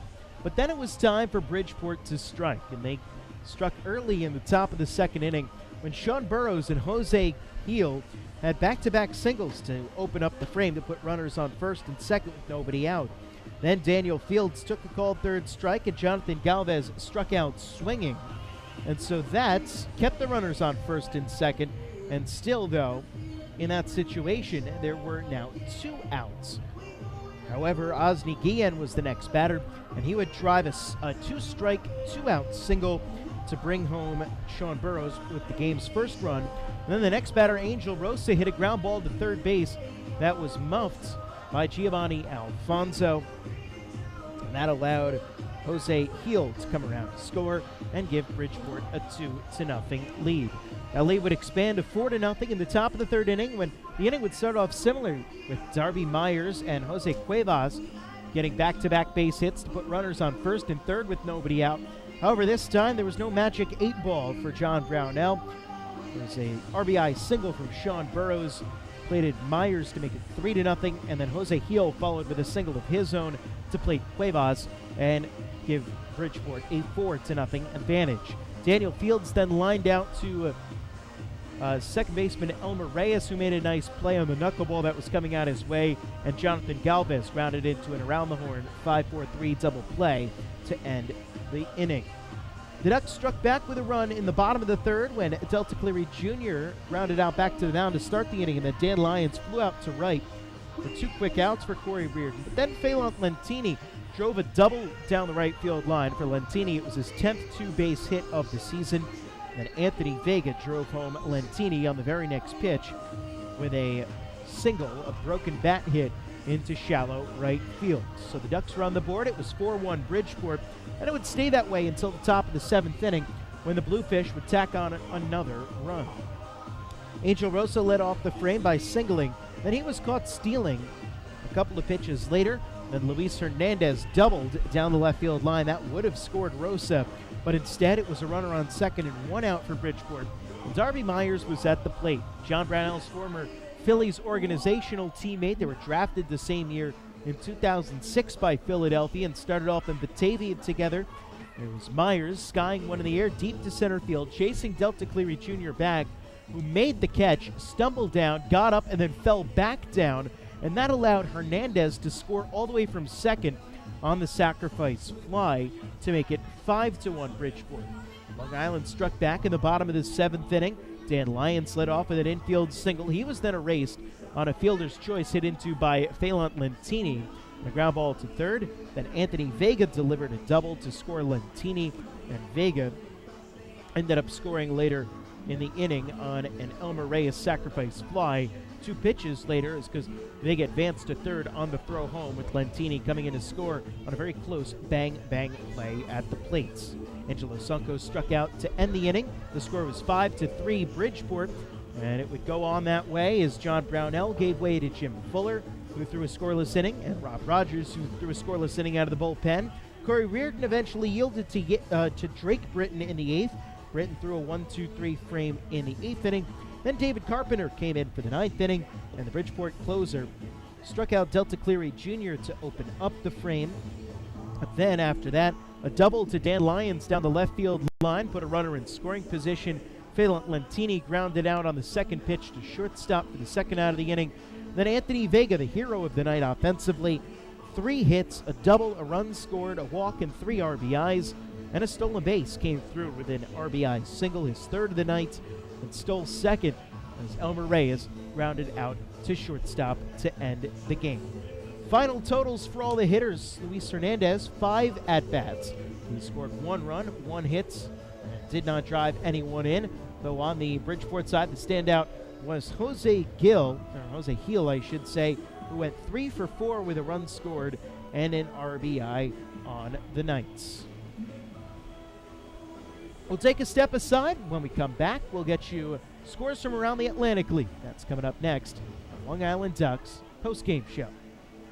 Hey fan, this is the pitcher Amali Diaz, and you're listening to the Ducks baseball on the Long Island Ducks Broadcast Network.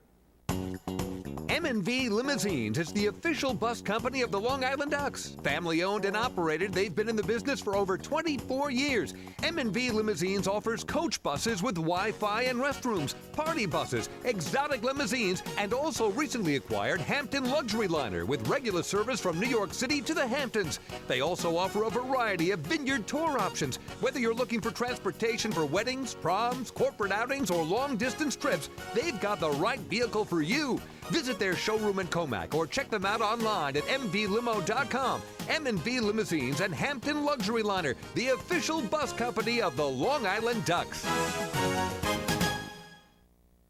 Family fun every time.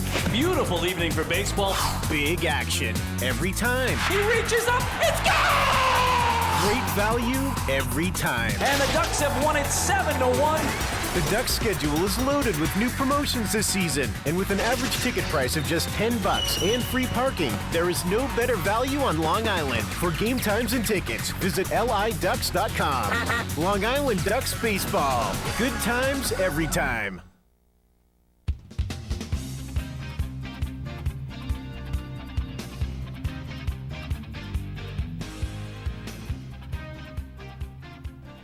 And welcome you back to Bethpage Ballpark on the Long Island Ducks post-game show. Taking a look around the Atlantic League scores tonight. This is the first game that has gone final, again with the Bridgeport Bluefish defeating the Long Island Ducks by a score of 5-4. One other game went final just while we were in commercial break.